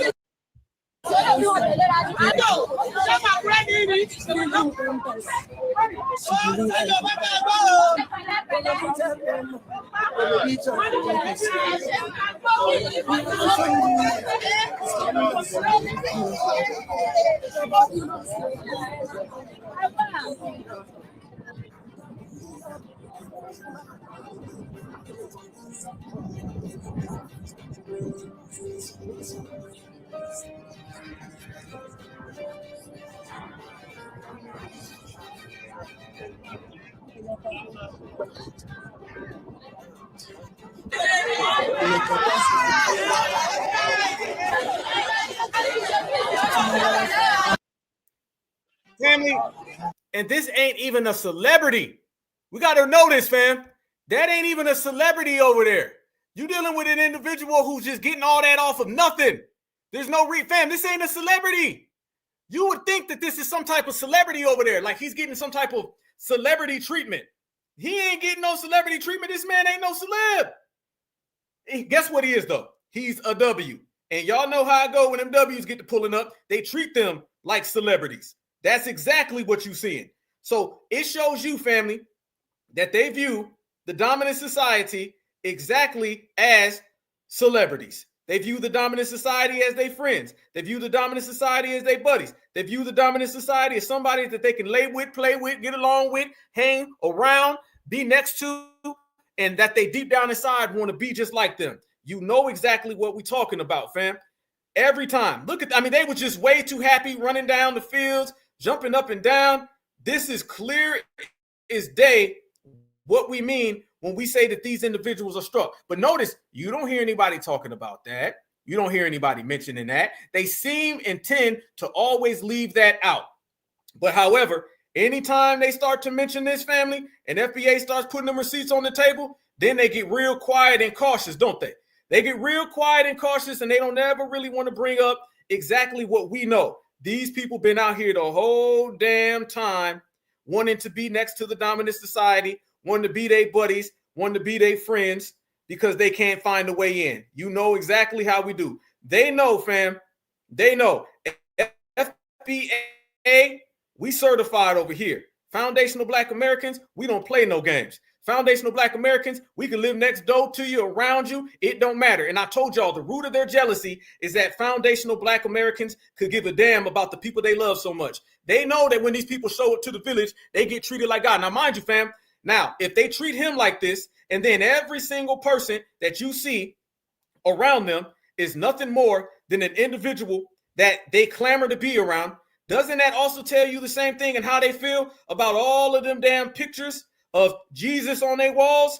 Yeah, if Jesus is on your wall, then perhaps you see this guy is exactly that. Yep, and foundational Black Americans see you for exactly what you are. Tethers, treating that man, boy, he was just walking. He was just walking. They were like, "Ooh, nah." They was trying to take pictures and selfies and stuff. Really though?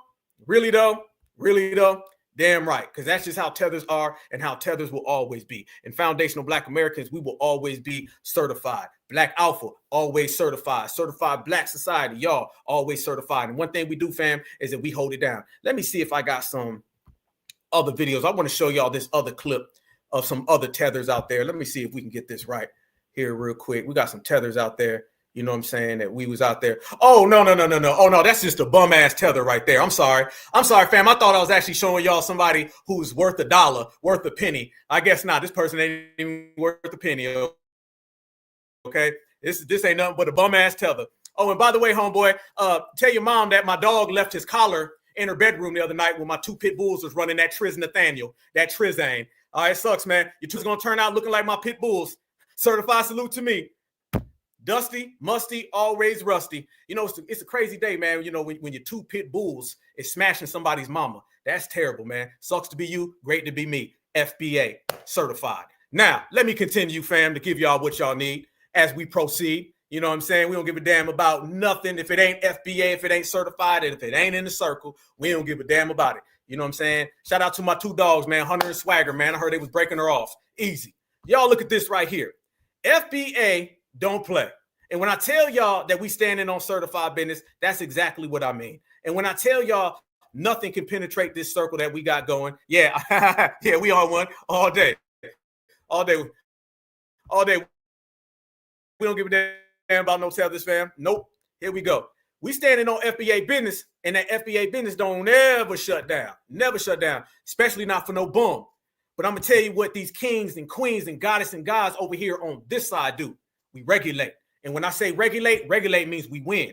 And we win it. I'm winning. You win it. We win it. And they losing and crashing out in the process and falling out, flatline. Look at this right here, though. I'm going to show y'all the way that foundational Black Americans move. And this is the difference between us and everybody you see. This is the difference between all of the people who try to pretend and fake and want to be around us opposed to us. They got some issues going on over there in the little Caribbean world because they had their little gathering the other day. And let me tell y'all how their little gathering turned out. Watch this.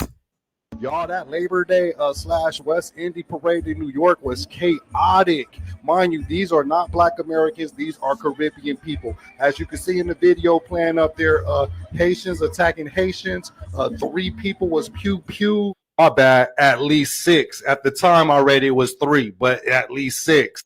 During this parade, it was just very chaotic. If you go into the comment sections, you have Jamaicans like telling Haitians, why do y'all have 6 to 7 trucks, food trucks pulling up on a parkway? It's supposed to only be 2 food trucks per country. You have Haitians responding like, we gonna shine wherever we go. Don't talk on our events.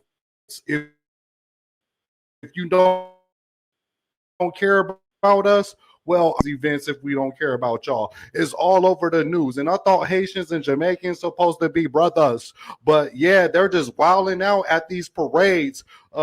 Be safe out there on these West Indy parades because it's chaotic. As you can see, a lot going on. Damn, I thought they were supposed to be on the same page. Damn. I mean, I thought that they told us that they was all one. We showed everybody earlier, the whole dude that was crashing out. We showed y'all earlier that these folks was mad. We showed y'all earlier that every single thing that they think that they got going for themselves ends up falling down in the process. But FBA don't fall down. FBA stays winning. Foundational Black Americans stay good. You know what I'm saying? Foundational Black Americans, we own one. And that's just the way we do, fam. So when you start talking about FBA, you start talking about the lineage, you start talking about the heritage and the culture and just how fly we, What? Oh, hold on. My bad. Oh, chill out. Hold on. My dog wanted to know if old boy's mom was going to call tonight. I said, don't worry, man. She going to call. Because I know she been DMing you. It's all good. Stay good, Hunter and Swag. Y'all going to be good. Okay. Y'all can break her off later. Again, I'm sorry. My dogs wanted to go ahead and pack her up and send her in the cab. You know what I'm saying? I raise polite dogs. You know what I'm saying? That's what happens when my dogs be smashing them hoes. Check this out, y'all. Y'all know that FBA got that certified energy, and y'all know that FBA always wins. In 1950, Black American life in Los Is what I mean Angeles when I say FBA got pulsed that with vibe, resilience y'all. and ambition. Look at this. They can't take away this culture. They can't take away this lineage. They can't take away nothing. They can't take away what we started. Delineation is in the building, in the place. Delineation is winning. And that's the FBA way, fam. We don't know nothing other than that. You feel me? We don't know nothing other than winning, standing out here strong, doing what we do, and just making it pop. So you could already see exactly what it is. And you're absolutely right, sister. You're absolutely right. My 2 pit bulls smashed and ghosted her. You got ghosted by some dogs. God damn. You got ghosted by some 2 pit bulls. Ain't that something? Jeez, oh goodness. Housing and I done raised 2 dogs who this dude's stepdaddy. Discrimination, shadow job FBA prospects. always win. Still, FBA, Black we Americans holding it down. persevered, And y'all know fostering the way it churches go. We and hold the civic crown. groups that nurtured Look how hope lovely and that activism. is right there, The family. post-war boom brought You new want to talk about where opportunities, we with are? many Don't let working these in people defense come and tell industries us or starting that small we wrong. enterprises. Don't let these people This tell was a us we community ain't got it forging right. identity Don't let and nobody tell pride us that laying we roots ain't for the the civil culture. rights. We've been, hey, there go the Struggles dog. ahead. Hey, hold up. Hold up, there go the dog. Look. Hold on, wait. And pride laying Is roots that a for the dog? civil. It is. That's her ex. That's her ex right there. That's my dog's great grandfather.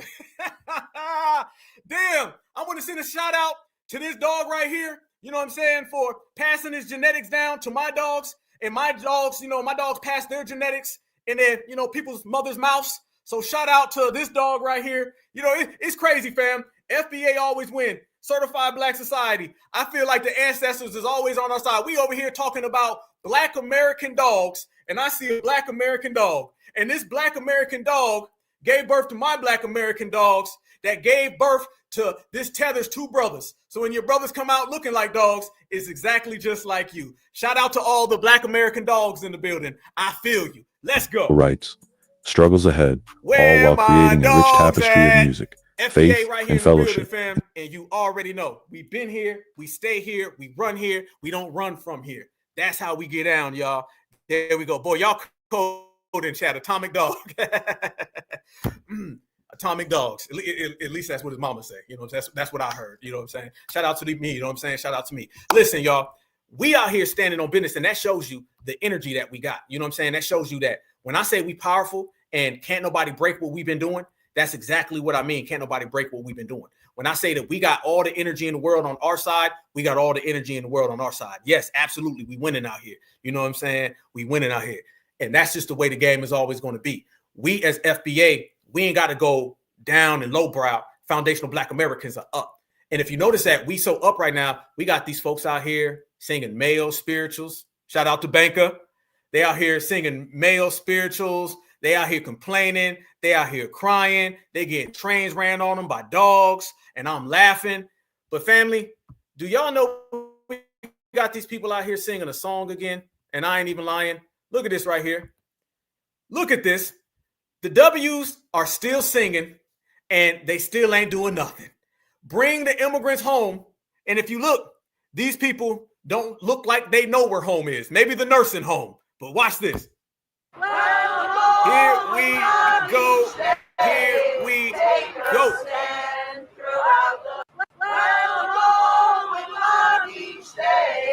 Take a stand throughout the land.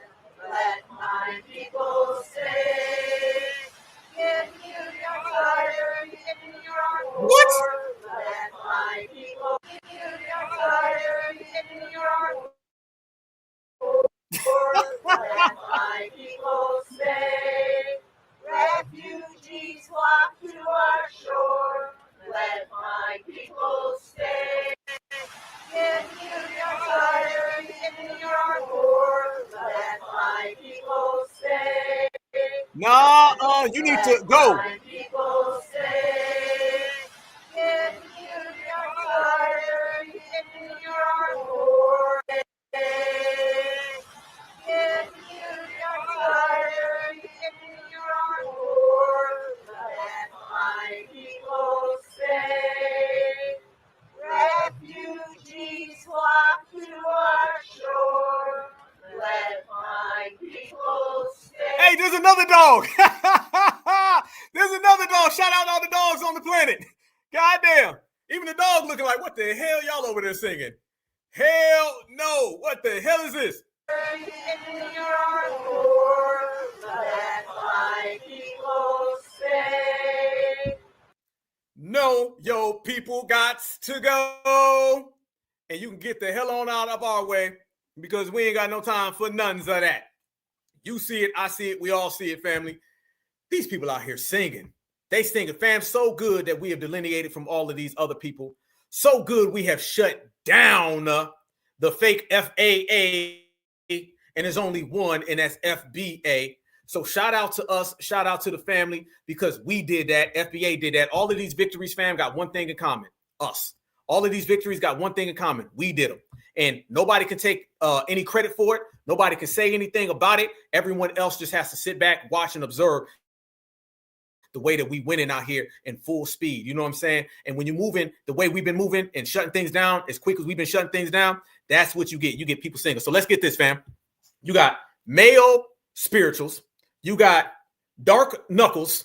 You got mass deportations. And you got shout out to all of the canines out there in the world that been doing their 1-2 thing. And shout out to all the dogs in the world, you know what I'm saying, that be laying that pipe down on them cheap broads and they scrubs. And shout out to the whole foundational Black American family, because we've been out here doing that full-time delineation. You know he done smashed. He rolling out. He about to go home and get him a dog bone. Shout out to the whole team. Easy, easy, easy work. And it's great to be us, and it sucks to be them. But we just living that life full speed, full speed. FBA all day. FBA always wins, y'all. And I'm telling you right now, they can come out with this right here, and we, as foundational Black Americans, shut it down. They pull up that, we shut it down. They bring that, we shut it down. That, shut it down. This right here is clearly, they done shut down themselves. And this right there is a non-foundational fling tether. And we do it better. Foundational all day, certified. Fam. Black Alpha, #1 activist, KING, King, we run this, and you the kings and queens, and we the family, and we hold it down, and we put receipts on the table. Anything that we put our energy to, we execute, we win. We stand on business all day. We roast them up like I did. We roast them up, and we send their asses packing. And then when we ain't sending them packing, Tom Homan's sending them packing. So either way, it's foundational Black Americans stay, and everybody else goes. But we predicted this, we called this, and it's just lovely. Remember in this era, y'all, as we go down the line historically and we bring it all the way back, that in this era, all we do is win. We don't take no losses. We ship them out. All right. They receive. And that's what makes us special. And that's what makes this Renaissance such a great Renaissance, that we can do what we do, how we want to do it, when we want to do it, who we want to do it with. And we keep it all inside of this winner circle. The winner circle is empty of anybody who isn't a foundational Black American. The winner circle is occupied by us. There ain't no room for nobody. Can't no knock come on in. Can't no you can come in, but you can't join. You can't come around us. We full-time delineating. You can't be near us. We full-time delineating. So when you see foundational Black Americans standing on top, and when you see foundational Black Americans in the circle, you're going to see Black Alpha like this. It's going to be me on one side and my 2 pit bulls right next to me. Y'all know. All right, y'all. Love the energy tonight. Beautiful broadcast. Shout out to Black Truth United. My good brother, y'all. Y'all make sure y'all follow him. Anybody who listens to the replay, make sure you check it out. Black list, which means anybody doing anything will be shut down, and this is the era to do so. So if you got an anti-Black business, anti-Black political party, anti-Black organization, we're going to pack you up, rack you up, and get you out of the way. There's only room for one, and that is the lineage of the greats. That's foundational Black Americans. From day one to right now, tomorrow will be even stronger. But we're going to be stronger because we're going to do it together. I can't do this without you guys, man. So it's been a beautiful episode. I love y'all all with the passion. Yes, indeed. Certified salute to the damn family. And let it known, fam. Whatever we do it exceptional. And anything other than exceptional is not foundational Black Americans. So all these frauds and all these decoys and all these want-to-bes, they're going to be exactly that. They're going to be wanting to be FBA, but they can never be FBA because they ain't strong enough. FBA, man. Love y'all. Y'all stay good. Y'all stay safe. Y'all stay vigilant, and understand that the world only operates under one lens. There's foundational Black Americans, and there's everybody who wants to be a foundational Black American.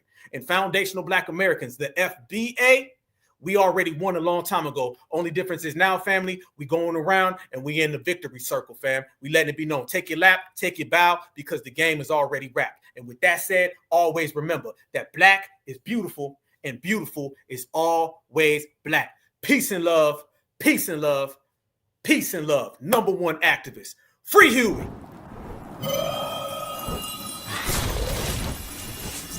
Black Alpha Network. Home of Black excellence. Power to the people.